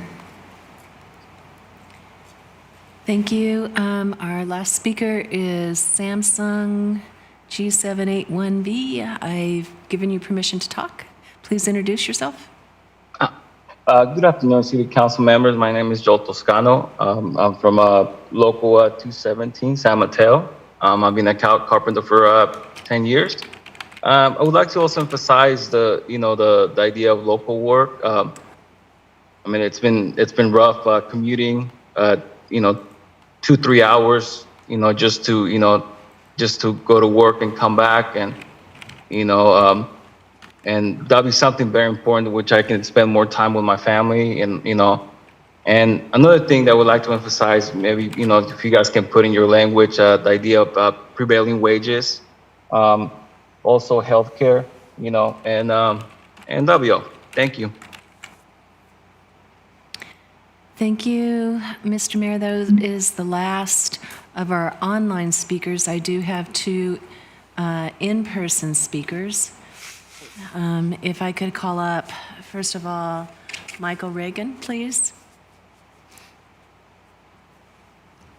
I hate getting up again. I asked for your help in this other matter, but as far as the matter that you're speaking about, I do want to bring it up. I noticed it earlier today on the Nextdoor app. There was a gentleman, Mr. Smith, that wrote kind of a despairing and made some despairing remarks regarding the council, kickbacks and such like that. And I don't agree with that. But I think there's the point the gentleman's making is that the frustrations of the citizens of San Mateo is that there's a disconnect between the city council and the citizens. A lot of you, not all of you, supported the other measure, and it was defeated. And there was a lot of money spent by the other measure to try to defeat the Measure Y. And the citizens came back and said, no, we want this kind of growth.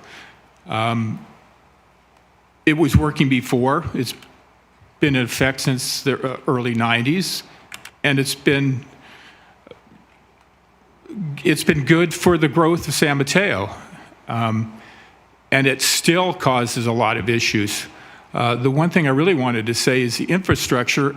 I don't hear any talk about that. I hear about high density and 8-story buildings and add-ons and all this other stuff, but we're not a community where you can all of a sudden build out roads.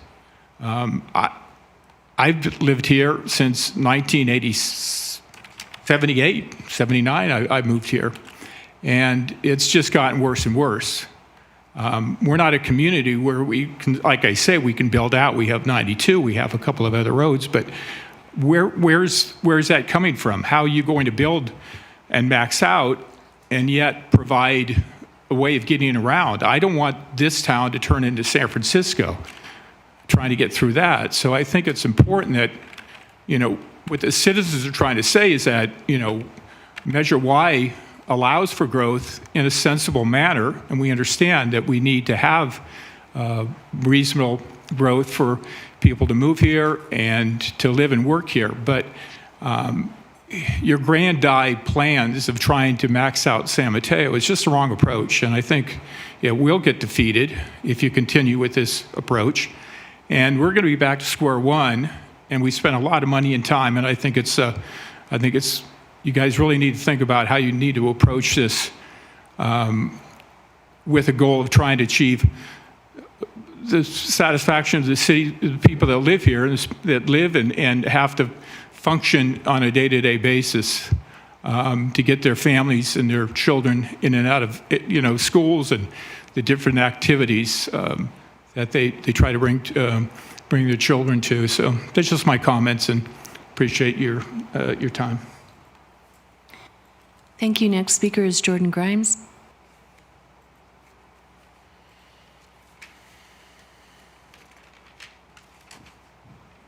Good evening, Council, Honorable Mayor. Really appreciate the presentation from staff as always. Very informative. I do want to urge a couple recommendations, specifically increasing the height ranges from 5 to 7 stories for the medium range, and then up to or between 8 to 12 stories in the high range. For a few reasons. First, I want to note that, as was mentioned, prior versions of general plan land use alternative documents actually listed mixed use medium as being between 5 and 7 stories. I'm not sure, what the disconnect is with the current presentation, and so I'm curious why a story was cut off, but would urge its restoration. Next, we need to stay competitive with other cities. The reality is that many other cities around us, especially Redwood City, already allow for 12 stories. We are losing out on badly needed new housing because it is more costly to build here due to our density restrictions. Even Little San Bruno is considering going up to 12 stories as part of their housing element update. If San Bruno can do it, we as a city of 105,000 people, the biggest in the county, can do so as well. When it comes to resident opinion, the True North survey conducted by the city showed that 63.3% of respondents would be supportive of up to 12 stories. We should rely on this and other statistically valid methods to gauge community preference rather than taking planning direction from special interest groups like SMERG and SMUHA.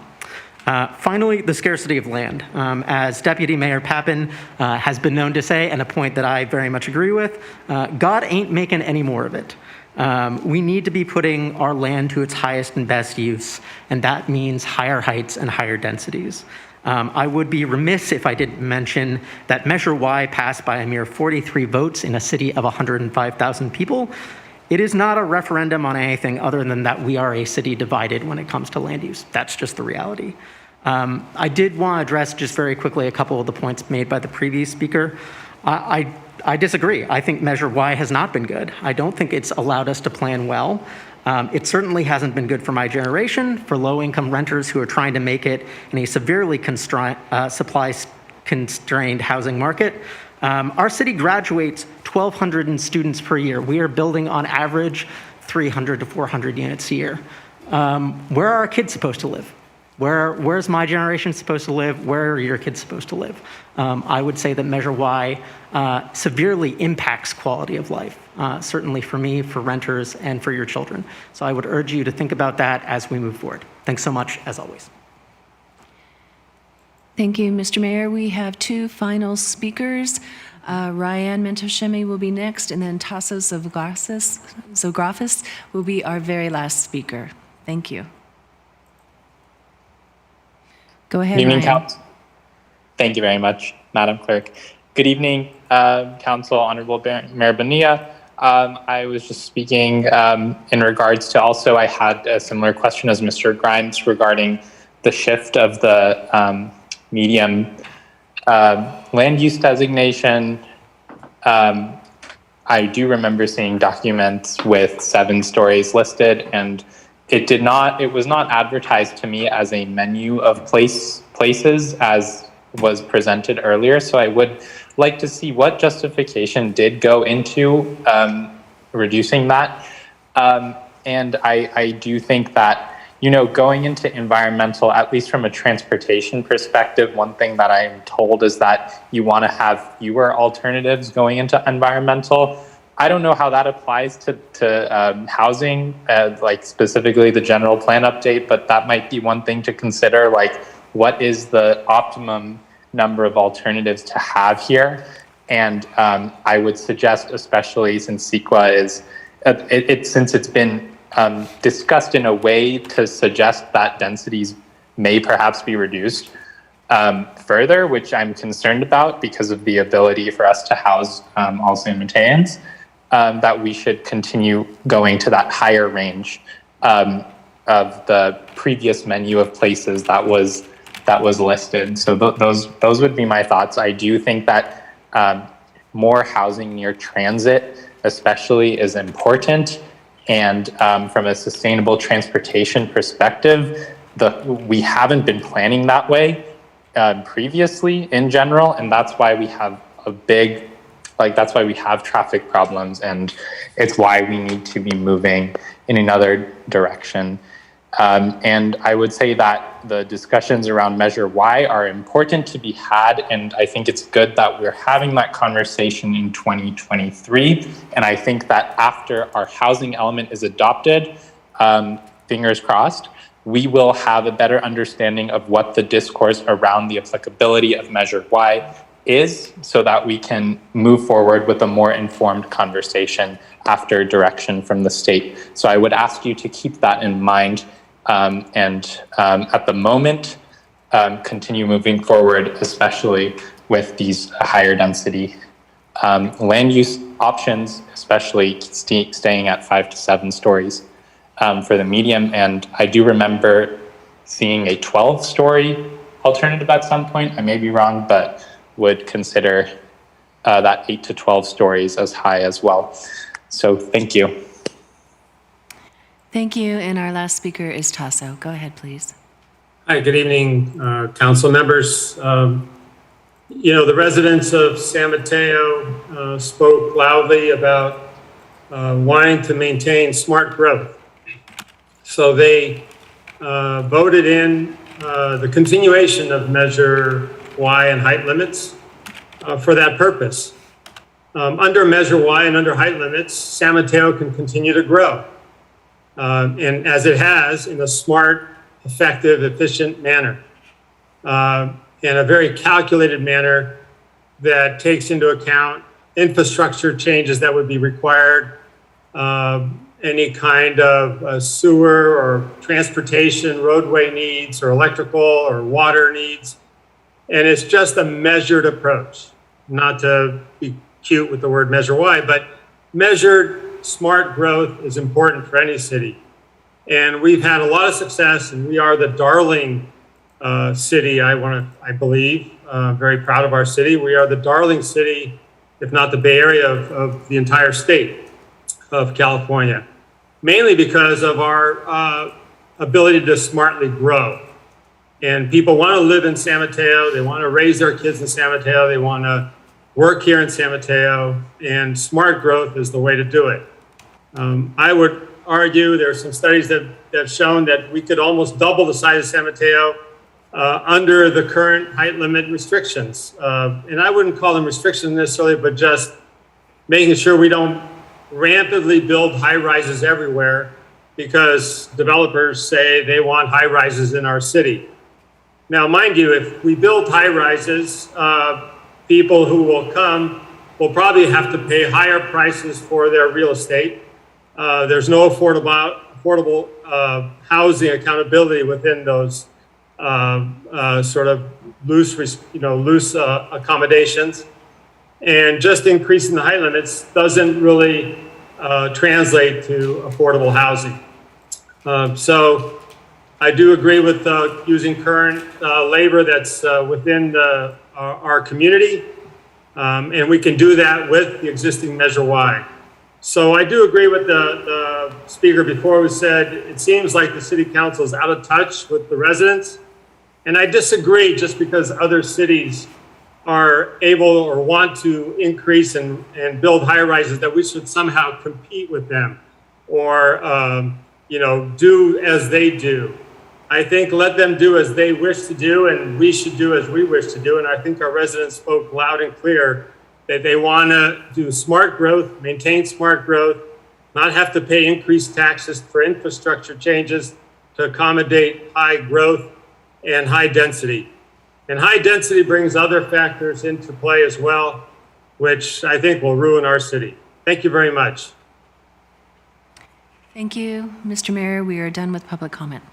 Thank you very much. Then we will close the public comment and bring it back to the council for any additional questions we may have and or final comments. This is all for information at this point, so I think you have some things you want us to respond to, and particularly you might want to put those back up on the screen, please.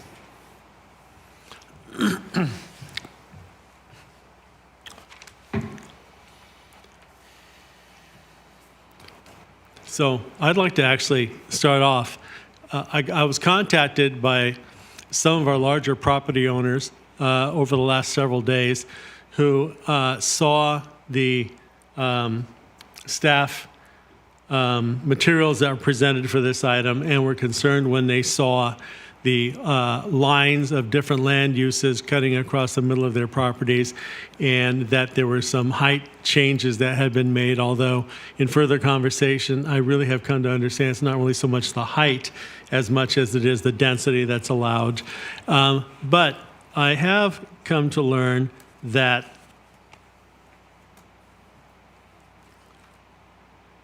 maybe we have not done all of the work, and I understand right now these are just recommendations. I also had a conversation today with Mr. Dahl.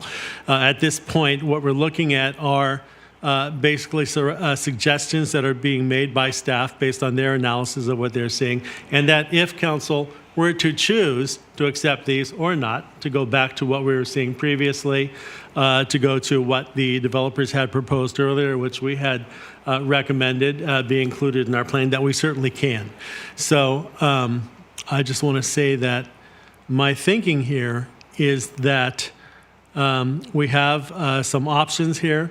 We do have the survey that was done by True North that indicated that I think many residents, in fact, in that survey, the majority of respondents indicated that they would be open to seeing up to 12 floors located in transit areas, which we have several, 3 train stations in the city. Also, that it needs to be understood that if we want to have open space, if we want to have trees, then this is what the developers of the larger pieces of land are looking at. They're offering these kinds of spaces that would be better for people to socialize and to live in and be able to walk and ride and enjoy. The taller buildings allow for that. Also, it's my understanding that if the council, let me go back to my note right here.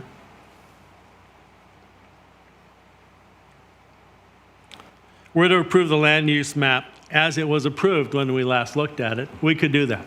We could say we want to approve that land use map, but we could come back and say that we want to see some further study and maybe a land use economic analysis to study and further refine what the heights and densities could be, mostly the densities. And I want to encourage people to think about this.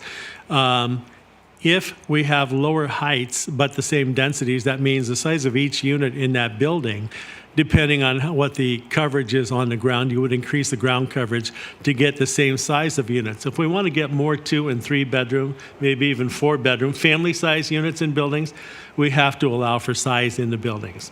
Taller would be better to allow that and still give open space on the ground. So I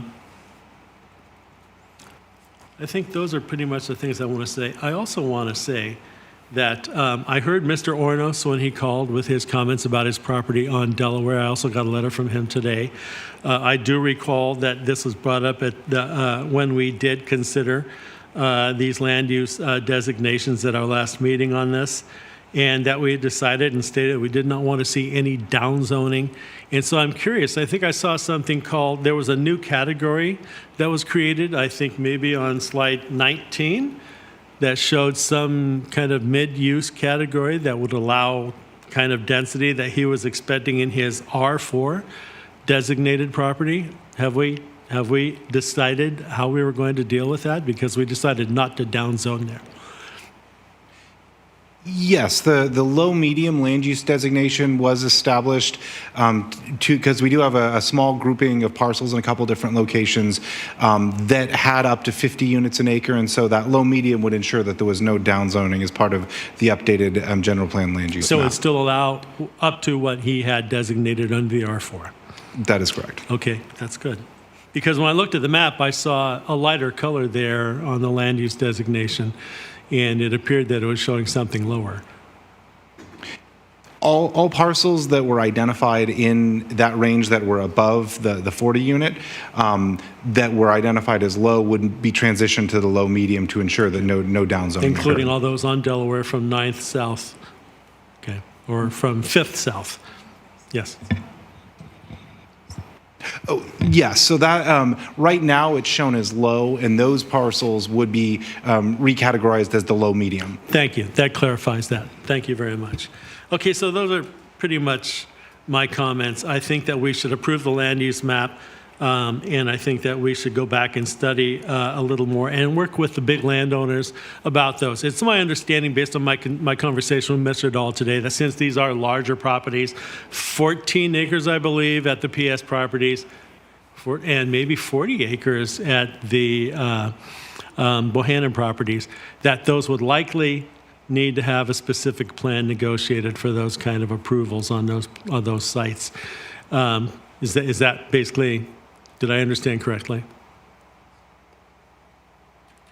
That is something that we could flesh out further as part of the goals, policies, and actions. And if there's an interest in doing further specific or master plans, we could identify that as a policy. Okay, so right now, what we're looking at at the PS properties, which is the two separate land use designations separating one half from the other, and same thing at the Hillsdale property.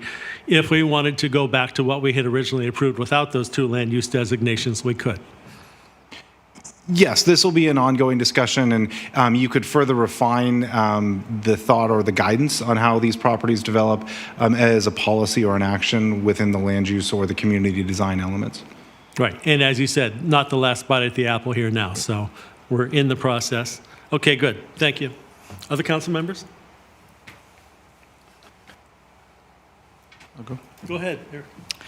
Okay, so going down the list, the first one, confirming the land use scenario reflects council direction.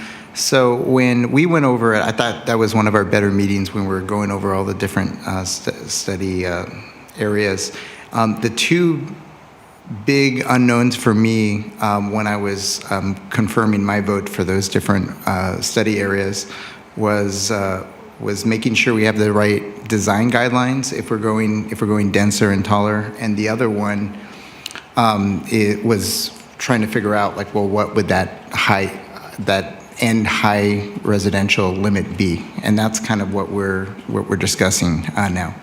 And I am very concerned that with staff's proposal, which I get why they made it, I'm not criticizing it at all, but I'm concerned that at the highest levels that it's moving away, too far away from the heights and densities that the majority of San Mateo residents want and would vote for. I mean, a slim majority voted for 5-story height limits, a little less than 18 months ago, and that was with over $1 million spent against it. And I'm thinking it's going to be very unlikely that that type of money is going to be spent again if it comes before the voters. I'm just not convinced that they're going to approve 7 to 10 story limits, which could easily become 9 to 12. And the end result is going to be history repeating itself, and we're going to be default back to, I guess, some version of scenario A. And the way I see this is it's more of a pragmatic compromise. How do we strike a balance that would be probably higher than A and exceeding some of the confines of Measure Y in a smart way, yet it would be reasonable enough to win over a majority of voters to approve it. And I'm not quite sure what that number is. For me, I would think that we would be shooting for 7 to 8 stories max, and that's with density bonuses. That's what my gut is telling me that might have a chance of passing voters, and I'm not very confident in that, but I think there's no way they would be approving what is proposed to us tonight. That's my thoughts on that. With the Hillsdale Boulevard property, I'm fine with that change as long as there might be some sort of setback for the single-family neighborhoods that's adjacent to it. I think that if it's done right, kind of like how the Waters project was done, I think that shouldn't be a problem. But I would like to hear a little bit more from the public about that because it kind of came on at the last minute. That is about all I have to say. Thank you very much. I want to add that I agree with Councilmember Rodriguez on the Hillsdale property.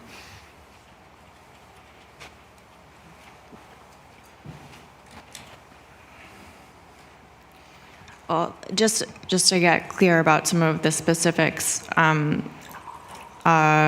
regarding the study area number 8, my perspective is that we should not split the lot, and that we should maintain it at was it mixed use high? And I do think that we missed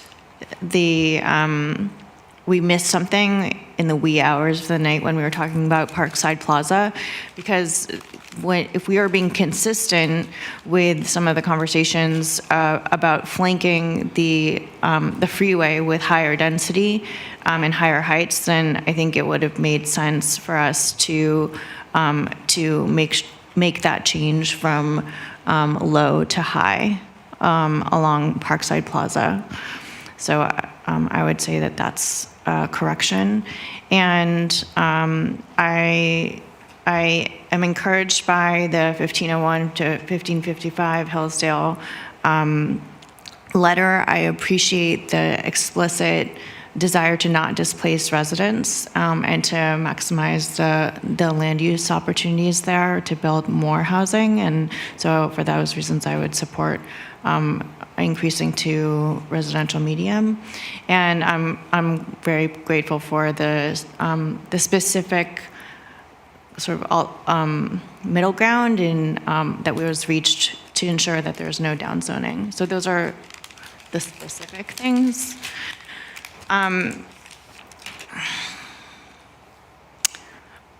So regarding the preferred land use scenarios, I think that was a really well-run meeting, and we had a lot of very fruitful conversations at the council level and also with the community that led us there.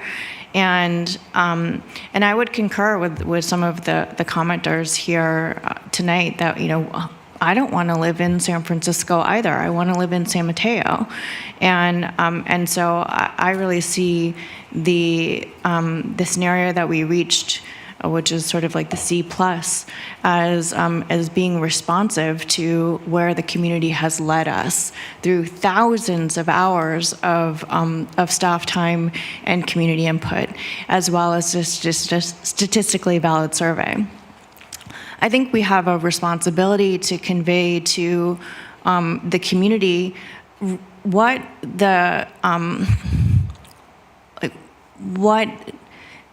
what the scenarios would be if Measure Y does not pass, and be much more educational and intentional about what that would actually look like. And from my perspective, I think the majority of the supporters of Measure Y, when they actually see where this road leads, if they choose to oppose the general plan, then actually I think it's a very real chance that they would be enacting their very worst nightmare, which is density across the entire city. Right now, what we're talking about is the compromise of intensifying in the strategic precision level transit corridor, and primarily surrounding the Caltrain stations and the commercial areas. That by and large protects all the existing neighborhoods, and so the possibility of the general plan not passing, and knowing that we are mandated to grow, that we are required to plan for this, that would really call into question the boundaries of growth. And that would essentially require expansion of those boundaries and force intensity into the neighborhoods. So I think that we have a responsibility to explicitly surface that possibility as a matter of public education. And as I raised sort of the concerns earlier in terms of the designations, I do have some concerns about the need for industry input at that level, especially considering I think what we share as the council's will to promote housing and housing production in mixed use. And know that we really do want to strike that balance between commercial development and housing development, and all of the many places that were designated as mixed use. So given that, that so much of the map was favored with that specific land use type, I think that we should really lean into the industry experts, call on a real estate economist for input before we commit to a certain number. From just from the perspective of due diligence, I think that there's a really strong argument to make sure that the EIR and the direction that we go in for the EIR is a no project, Measure Y compliant project. That's the no project, and then the maximum, and the maximum being defined by what was supported in the statistically valid True North survey, up to 12 stories, and as well as some intermediate plan. So those are my thoughts.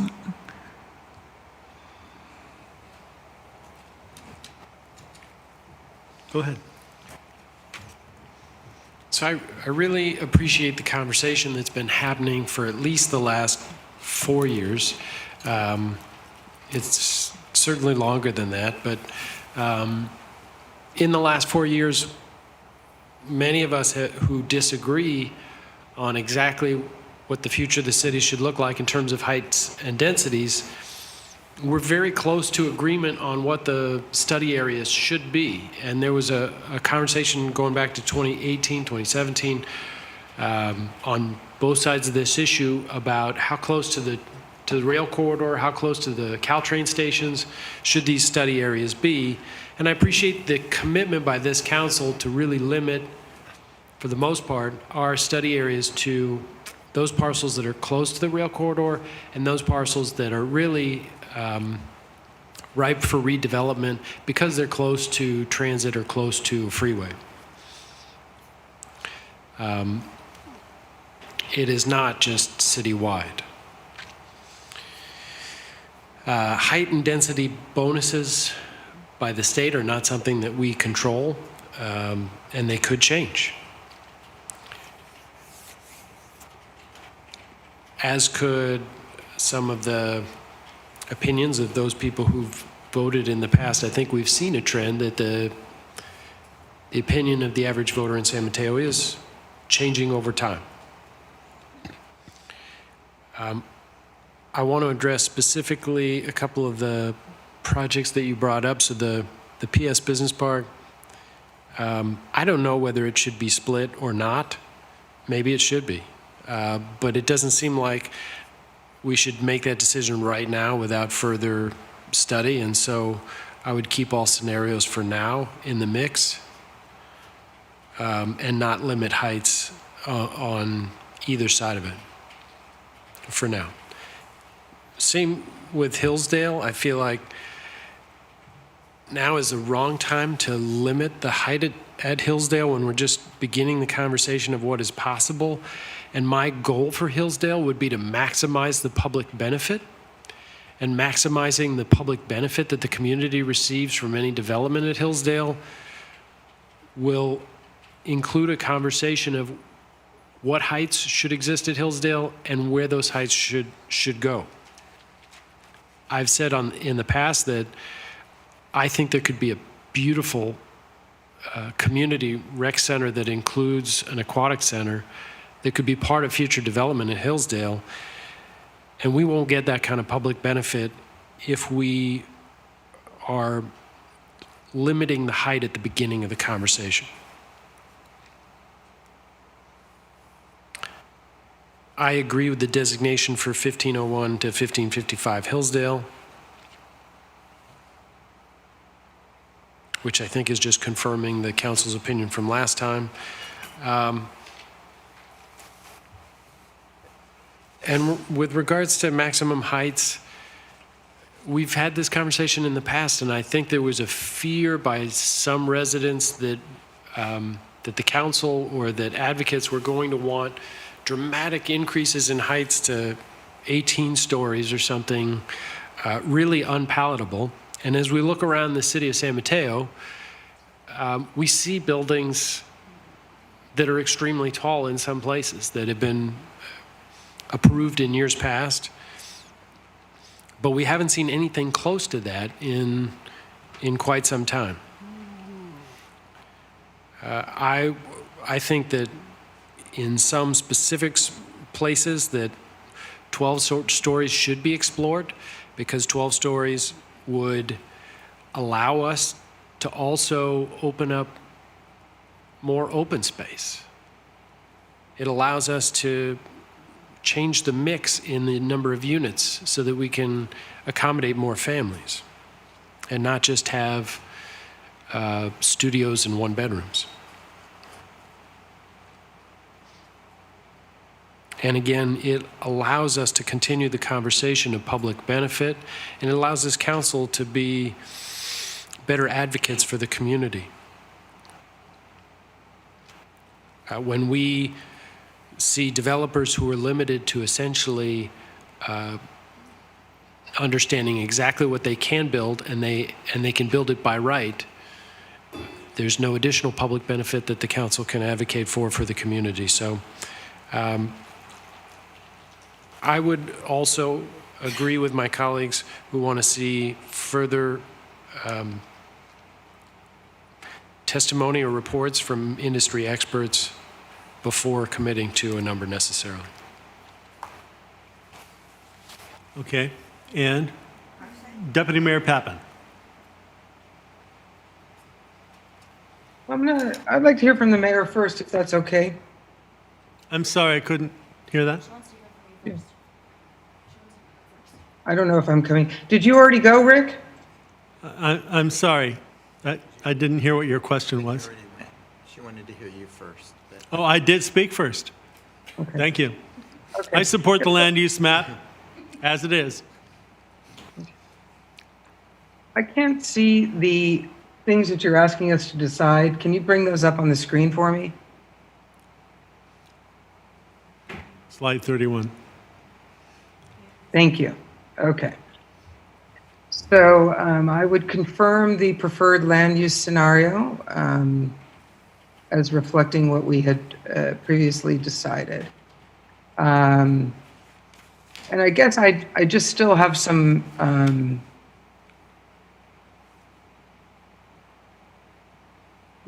the suggestion is to go 10 stories, correct? From staff? And then some of the other council members have said, well, there would be 10 stories and then no public benefit ever discussed. Is that what I'm hearing? There's a concern about that? Hello? Are you able to see the slide, which was, we had the ranges shown on the place types menu, and then really now it's transitioning the place type menu ranges to align with our land use designations. And so then there was some recommended modifications to that range, but that's really a starting point for discussion, or it sounds like maybe further discussion. Diane, can you see this slide now, slide 19? Yeah. Yes, I can. Thank you. Okay, good. Thank you. So I guess my question is, we've got Measure Y, we've got an alteration to Measure Y, and the suggestion has been 10 stories. And where does it come in that there could be some additional public benefit if we set it at 10 stories? That would be a discussion we would need to have with the community and with the council on how that community benefits could take shape. But these would be setting base densities and base heights. And Diane, importantly, what I discussed when I spoke was that what you're seeing here in terms of the height ranges on the proposed general plan land use map are indeed right now suggestions. These are just guidelines that staff is asking us to work with. We can make any comments and outline anything else that we may think is appropriate. And so then this goes out into the community for further vetting as it relates to the potential for heights and densities? Yes, that would be correct. This is an ongoing discussion that will continue through the next phase as well as into the draft general plan publication in 23. So what you're trying to achieve tonight is that you want some definition of what 8+ stories could look like. Is that right? That is correct. And on the medium designation, if we want to make any adjustment to that range or keep it as earlier discussed in the place types menu. Which was 4 to 6? 4 to 7. Excuse me, 4 to 7, correct? Yes. So I guess my feeling is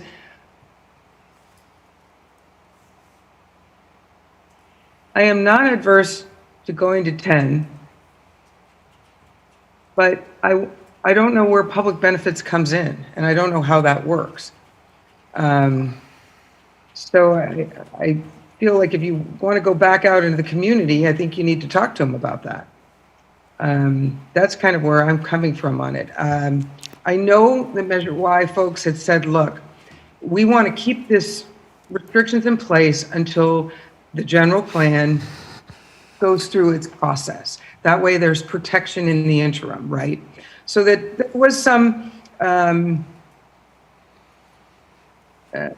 overture, if you will. My God, I just saw 10,000 pictures of myself here. Maybe we could go back to the slide.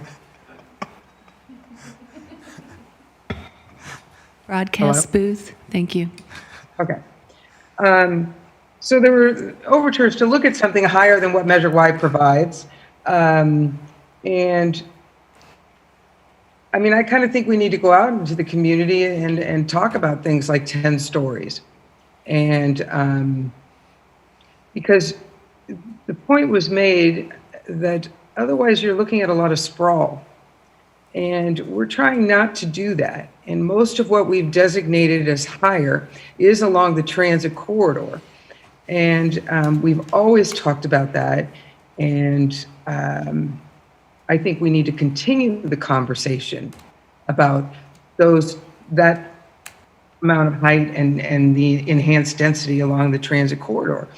And because otherwise we are using more of our land, we'll have less open space, and we have RENA numbers that we have to meet. And I think that that is the best way to go about meeting those numbers. So I'm sorry to be what's the word? I'm lacking in precision about it. But my feeling is we've got to start looking at 10 stories, and we've got to get out in the public and start talking about it and really define it for them and say, this is how we meet our reader numbers. This is how we preserve open space. This is how we can really get to greater densities. So that's kind of, does that give you what you are looking for purposes of tonight? But I do want to say that I want to keep in play this idea of concessions, because I think that's very, very important.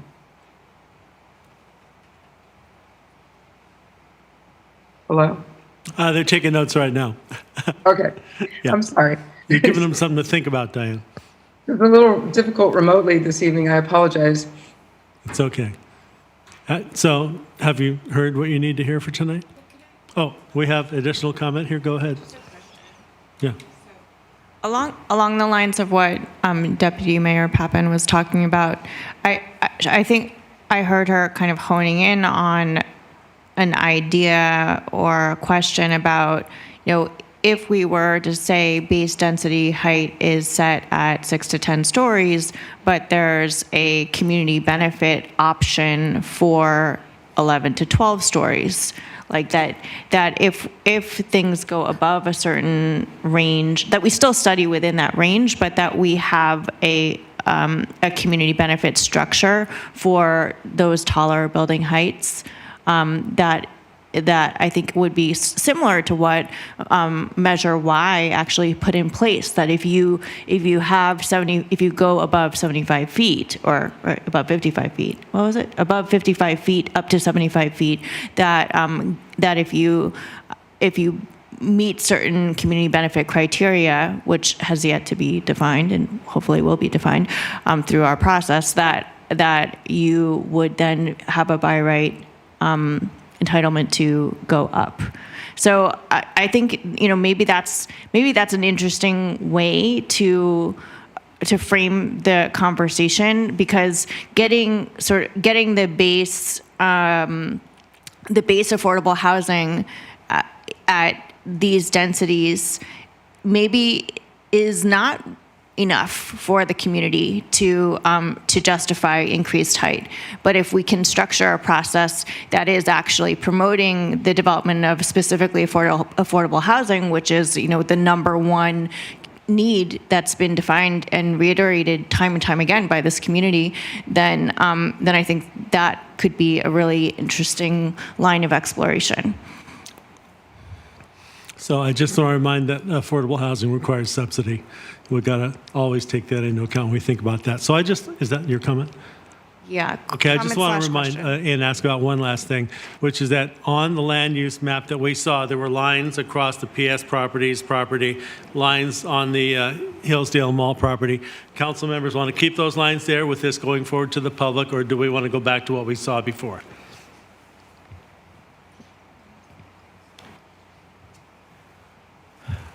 I prefer to keep what staff did on this map. Okay, if you look at the map, go to the page. Which land use area is the Hillsdale or the PS Properties on? Which page? Yeah. There's a line going through the PS Properties divided in half. One land use on one side, one half on the other. Same thing with the Hillsdale Mall site. Two different land use designations. One use on one height and density on one side, lower height and density on the other side. That was not what we previously approved. We had one land use designation. We approved it at. Okay, do we want to leave it as staff has changed it, or do we want to revert back to what we approved before it goes out to the public? One clarification through the mayor. For the Hillsdale property, that alignment is consistent with the letter that was submitted to the council on April 18th, and so that was what you had voted on at that point. So the split land use designation that staff subsequently added to the map was for the PS Business Park in Study Area 8. Yeah, I do recall that actually. But the PS property is different though. And, yeah, go ahead. So I guess this is where the point that I'm making about having industry experts weigh in is that has their desire changed now that the designation definitions have narrowed? So is there? I think that that's the kind of change that I'm talking about with wanting to get input from our development community and the real estate economists, right? Because narrowing our definition in the designations, it does directly impact the feasibility of the build and the project. So that's to underscore the point. Right. But a couple of things. Like Zach said, not the last bite at the apple. Larger properties, 14 acres at PS properties, likely going to be built in phases, would need a specific plan probably and a development agreement. So there's still lots of opportunities for us to work things out in ways that are most advantageous for all of us. And do we need to cut a line through the middle of it now saying this here and that there and have the public look at it that way? I don't see a value for the line.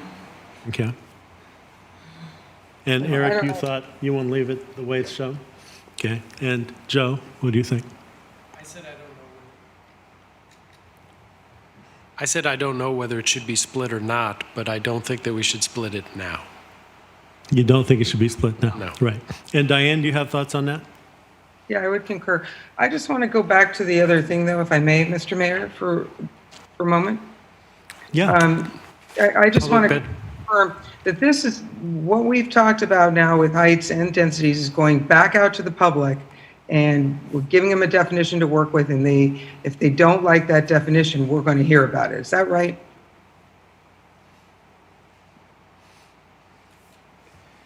I think they'll make suggestions about what they do like. Yeah, I know as part of the goals, policies, and actions, we have left the heights and densities piece. We haven't added any content to that yet, and that will be informed by community discussion and then ultimately come back before the council later this year. So, and you could choose to just leave the place types menu, and that would be continuing to be the range that's discussed with the public, or start to transition to more focused ranges if you would like. But so that was kind of what we were looking for input here this evening. But yeah, there'll be a continued discussion on exactly where you want to see these heights. Right. And what I do want to mention, one last thing, is on the Hillsdale site, I noticed that the dark blue section toward El Camino is much farther over towards El Camino than what the Bohannon property owners had indicated when they sent us their map earlier. So those lines aren't exactly discrete about exactly where things are going to be. They're just suggestive of two different designations on that same piece of land. At least at the Hillsdale property. Is that correct? Yes, generally speaking, and obviously for a site like Hillsdale, we would need to look at it as part of a master plan or specific plan, and then these would be used to calculate approximate density. So if we're looking at growth projections for this site, that's really how we would use this split. Okay, thank you. So Diane, did you have further comments on that? I do. One more question. Thank you, Mr. Mayor. Is it that we will, in the mixed use designations, ultimately in the general plan, are we looking to do a hard and fast percentage or a range? Let's say, we'd like to see 50% of a mixed use be housing, or maybe 60%, whatever that magic number is. Are we looking to do a range? And that might be where the economic analysis comes in. I get it, but I'm curious. That is a topic that is scheduled to come back to council. I don't know if necessarily this year, but within this next fiscal year, because that was direction to look at setting minimum densities in mixed use. So that's a topic that'll be moving forward ahead of the general plan and coming back to council. Excellent. Okay, thank you. Okay, so Diane, I just want to clarify, regarding the PS properties, they sent a letter talking about what they had proposed to us earlier that we agreed to. They were concerned when they saw the split land use designations on their property. Do you have comments on that? I mean, we're still in the study phase. I'm okay to leave it with the higher whatever it is, to look at it with the higher heights and rather than the division that was proposed, with the understanding that, we'd like to see the grade down into the neighborhood on the residential side. But I understand, Mr. Mayor, that will come up in due course, but yeah, I'm fine to leave it tall and we can talk about it later. Okay, thank you. So do you have everything? Yes, we would be looking for a motion just to confirm the land use map that is consistent with your April 18th action. So it sounds like no change to that PS Business Park, but so we were looking for that confirmation, and we do have good guidance on both heights and densities moving forward and the land use designation for 1501, 1555 West Hillsdale. So I make a motion to confirm what you just described there. Through the Confirm mayor, Land use map. I just have a question about, so are we just confirming the land use map with this vote, or is it also taking into account the discussion with heights and densities? What it sounds like with heights and densities is we'll leave the ranges and densities as prescribed in the place types menu and continue that public discussion in this next round of general plan update that focuses on goals, policies, and actions. I believe that's what I'm hearing from the council this evening. So we won't be making any adjustments to those ranges at this point. So if I'm for the scenarios, but not for the max heights and densities that are in this plan, should I be voting for this or not for this? This would be an ongoing discussion. We were teeing up the height question knowing that there's a lot to discuss here, and so the interest in staff was to start to put it out there and discuss transitioning the more conceptual place types to more specific requirements, height ranges, and density ranges within the land use designation. So this is just more of a topic to set parameters, but this isn't a final action one way or the other. So the land use, the low, medium, and high, that's a standalone. You're setting those intensities, and then there'll be an ongoing discussion about the specific height ranges that go with each of these. Okay, I'll take that as a no. Okay, so my motion, do we have a second? Confirm the land use map as it had been completed when we completed at our last approval. Second. And everything else that Zach said? Sorry. No, we need a vote. Wait, on plus the amendments, right? The modifications? Which modifications? Like confirming the designation for 1501. Are we doing it as a wholesale one? What do you? You just asked about confirming the land use map. Oh. Yes. Oh, we're doing one at a. That's what he said. Got it. So okay, I'm confused. Now we're doing it one at a time for all these? Or is it all? That would be council's preference. If you want to put that all together and make one motion to encapsulate that direction or do it individually, we can. Through the mayor, if I may, so I understood the motion to be to confirm approval of the land use map as proposed, to also confirm the land use designation for the listed property in West Hillsdale. But with respect to the proposed general plan land use designations, that is going to be held off for another day for further discussion. And I'm looking to Zach and Christina for confirmation. Does that capture the motion? Yes, it does. And I can add to the motion to confirm the land use designation for 1501 and 5055 West Hillsdale Boulevard too. You second that? Second. Did that also include Parkside?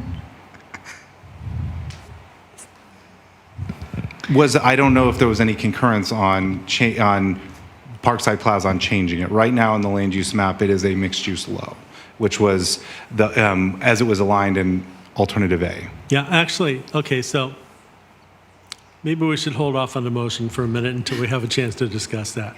Okay, so I agree with you on Parkside Plaza. It should be mixed use high. Okay. Yeah. Anybody else on that? And it was mixed use high, and now it's split. Right, we changed the one across the street, but then we kept It's the one across the street from the fish market? That one, Right. Parkside Plaza.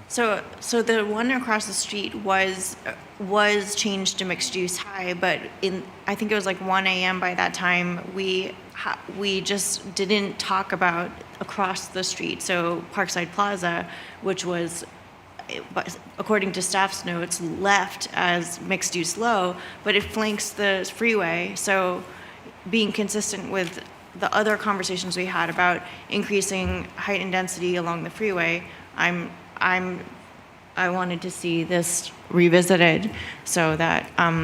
So the concern there was for the sensitive receptors who may be living there next to the freeway, right? That was what we were talking about that night, with the possibility of residential next to, especially a congested freeway intersection. So that might be why it ended up as mixed use low. Oh, I think okay. Well, I support it to be mixed use high. You want to be what? Mixed use high. Okay. And we have pulled up on the screen study area 8, just for reference. You can see the 92-101 interchange. To the northeast, you can see 2 sites with stars, that narrow one along the lagoon, that is the fish market site. Right across the street there, that is the subject property, Parkside Plaza, the shopping center there. So you can see the flanking properties there are mixed use medium, and then Parkside Plaza is that mixed use low. Right. Oh, I see. Okay, so I would support it to either be mixed use medium or mixed use high, just to be consistent with the other decisions that were made around in the surrounding area. I'm sorry, what?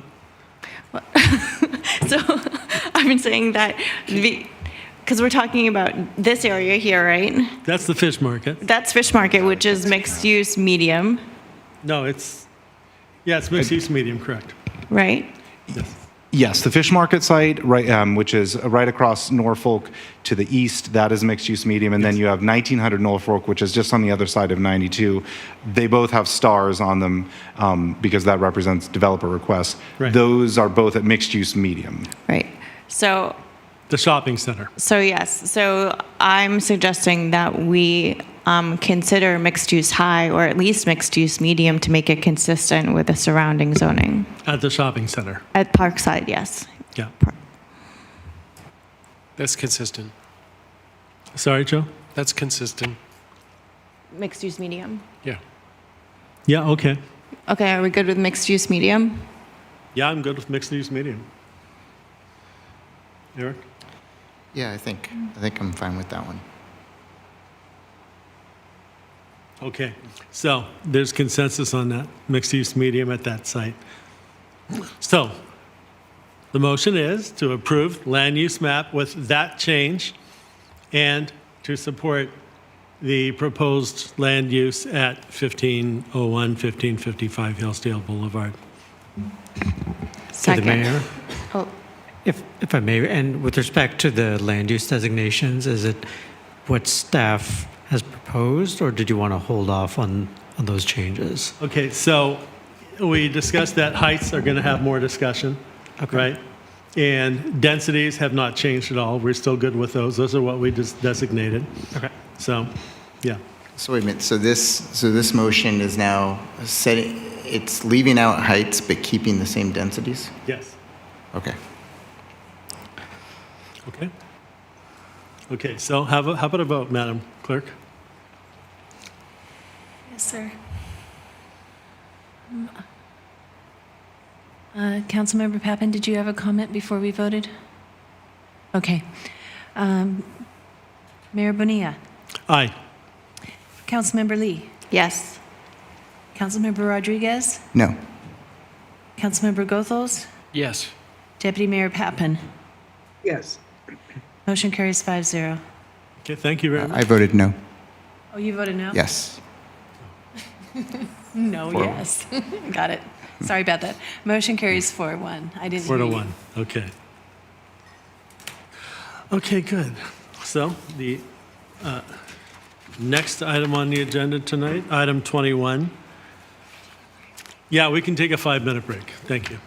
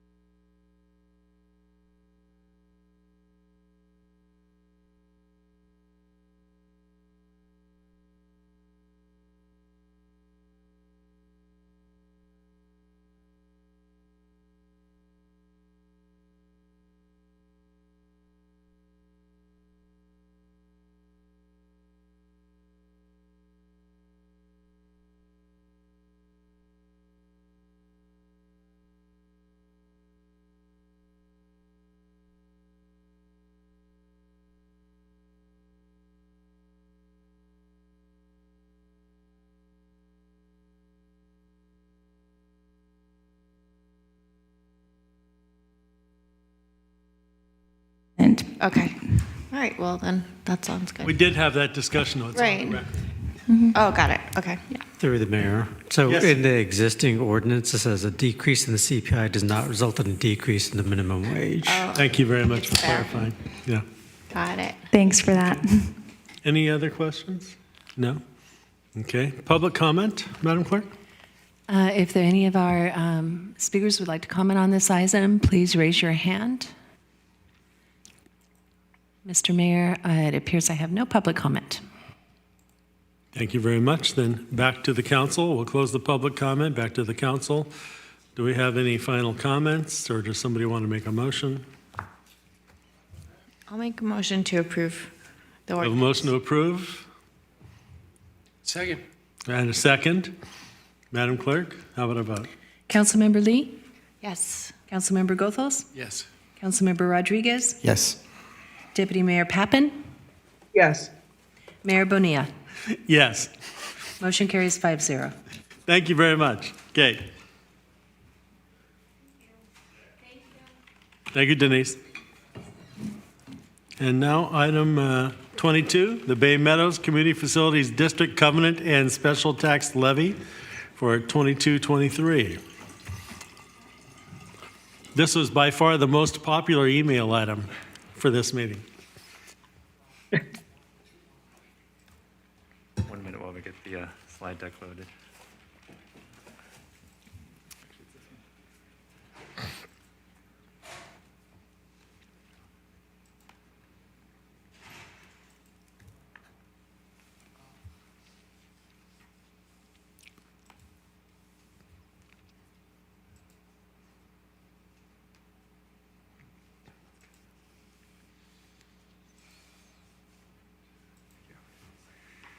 Good evening, Mayor Bonilla, members of the council. Rich Lee, the city's finance director. I have a very brief presentation for you this evening regarding the Bay Meadows CFD special tax levy. Just a quick background. May of 2022, the council authorized the city to issue refunding bonds for the Bay Meadows CFD. In June of 2022, specifically June 30th, we did close those refunding bonds. In July of 2022, the Public Works Department confirmed that all the required public improvements have been completed, which allows the city to, council this evening, to covenant to not issue future debt for the special tax bonds and summarily approve the 2022-23 special tax levy. The refunding bonds principal was just over $72 million. That provided net present value savings of almost $7 million, or just over 8% in net present value savings. I just wanted to give a few examples, and this table is in full detail on attachment 2 of the more popular land classes and the resultant savings for fiscal year 22-23 by land class. So for example, a residential property between 1,401 square feet and 1,550 square feet, the maximum tax rate for next year is just over $5,000. This is the first year, because of with the council's adoption of the resolution to covenant to not issue future debt, that we'll actually be able to charge less than the maximum tax rate.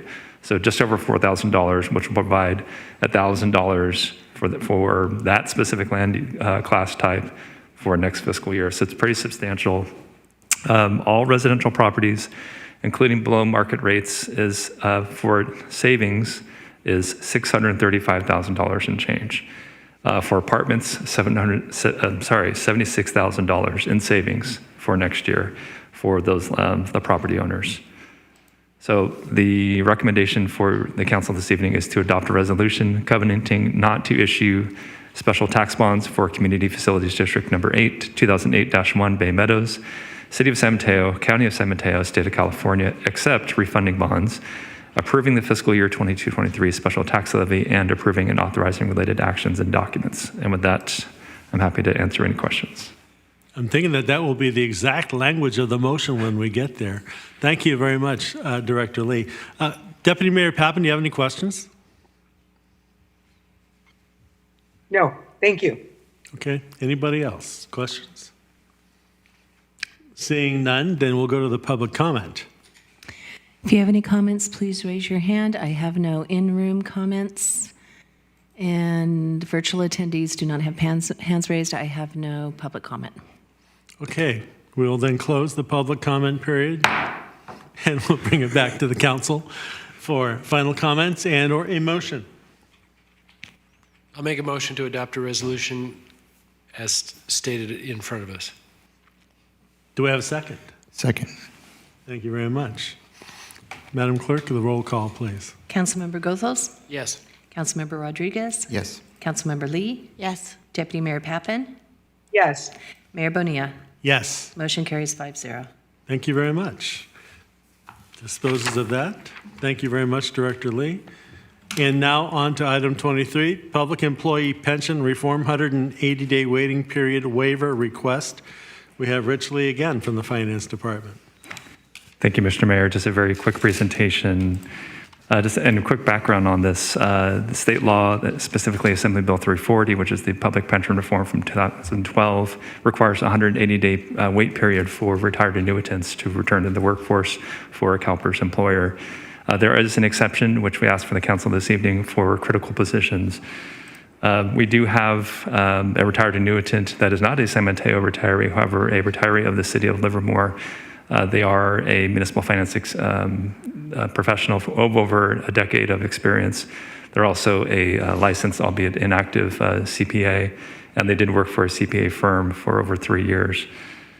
The recommendation for the council this evening is to adopt a resolution to waive the Public Employee Pension Reform Act 180-day waiting period to hire retired annuitant Dr. Bhavna Chaudhary for a critically needed position. And with that, I welcome any questions from council. Thank you very much. Deputy Mayor Pappen, any questions? No, sir. Thank you. Any other council members' questions? Seeing none, then I would go to public comment. Sorry, please raise your hand if you'd like to comment. I have no in-room comments, and there are no hands raised. We have no public comment. Thank you. Then we'll close the public comment period and bring it back to the council for final comments or a motion. I'll make a motion to adopt a resolution to waive the Public Employee Pension Reform Act 180-day waiting period to hire retired annuitant Dr. Bhavna Chaudhary, if I may.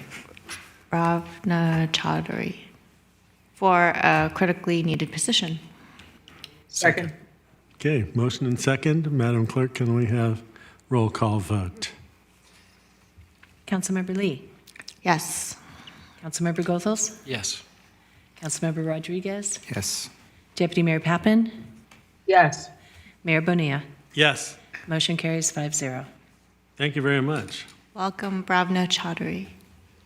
Welcome back. Welcome back. No, she was from Livermore. Oh, okay. Thank you. I was reverting to that really old TV show. Okay, good. So now we're on to reports and announcements. Staff, do we have any reports or announcements? Seeing none. Any council members, any reports or announcements? Well, I'd like to resurface the suggestion that we send a letter to Sutter Corporation urging them to consider allowing Peninsula Healthcare District to fund the necessary renovations to reopen the therapy pool. And I know that we did pass a resolution, and perhaps it's just we could direct staff to write a letter to that effect, sharing the resolution. Do we know the I would concur. I would concur. Do we know the individual board members who we could address it to, each of them, and send them a copy of the resolution? The request was to send it to the CEO or the interim CEO, but I can send it to the interim CEO and copy the board. I can find out who those folks are and include the resolution. I'm happy to do that. Please. Thank you. Thank you very much. I do have one also. There's a group which has been working to create a citizens oversight committee for the Sheriff's Department called Fixin' San Mateo. There's a representative from that named Nancy Goodban and Mr. Jim Lawrence, who have been working with a group of people. They actually have a group of citizens who are very interested. I think their concerns were raised by the fact there were a number of deaths at the hands of the sheriffs over the last handful of years, and they feel that it could benefit from some citizen oversight. So they're asking if they can come and give a presentation to us. They have a presentation. They would ask us if we're interested in taking some further action, like maybe making a proclamation in support. But it's up to us. We could receive the presentation, which I would recommend that we at least receive the presentation and make a decision after that. Any thoughts on that? I'd be interested to hear what they have to say, and how does a presentation get on the agenda? We recommend that we'd like to have it on the agenda. Is that okay? Yeah, if there's majority of support, we could get in contact with them and schedule a time for them to come give a brief presentation. Right. We have plenty of time on our agendas, right? Plenty. Sure. Okay, yes?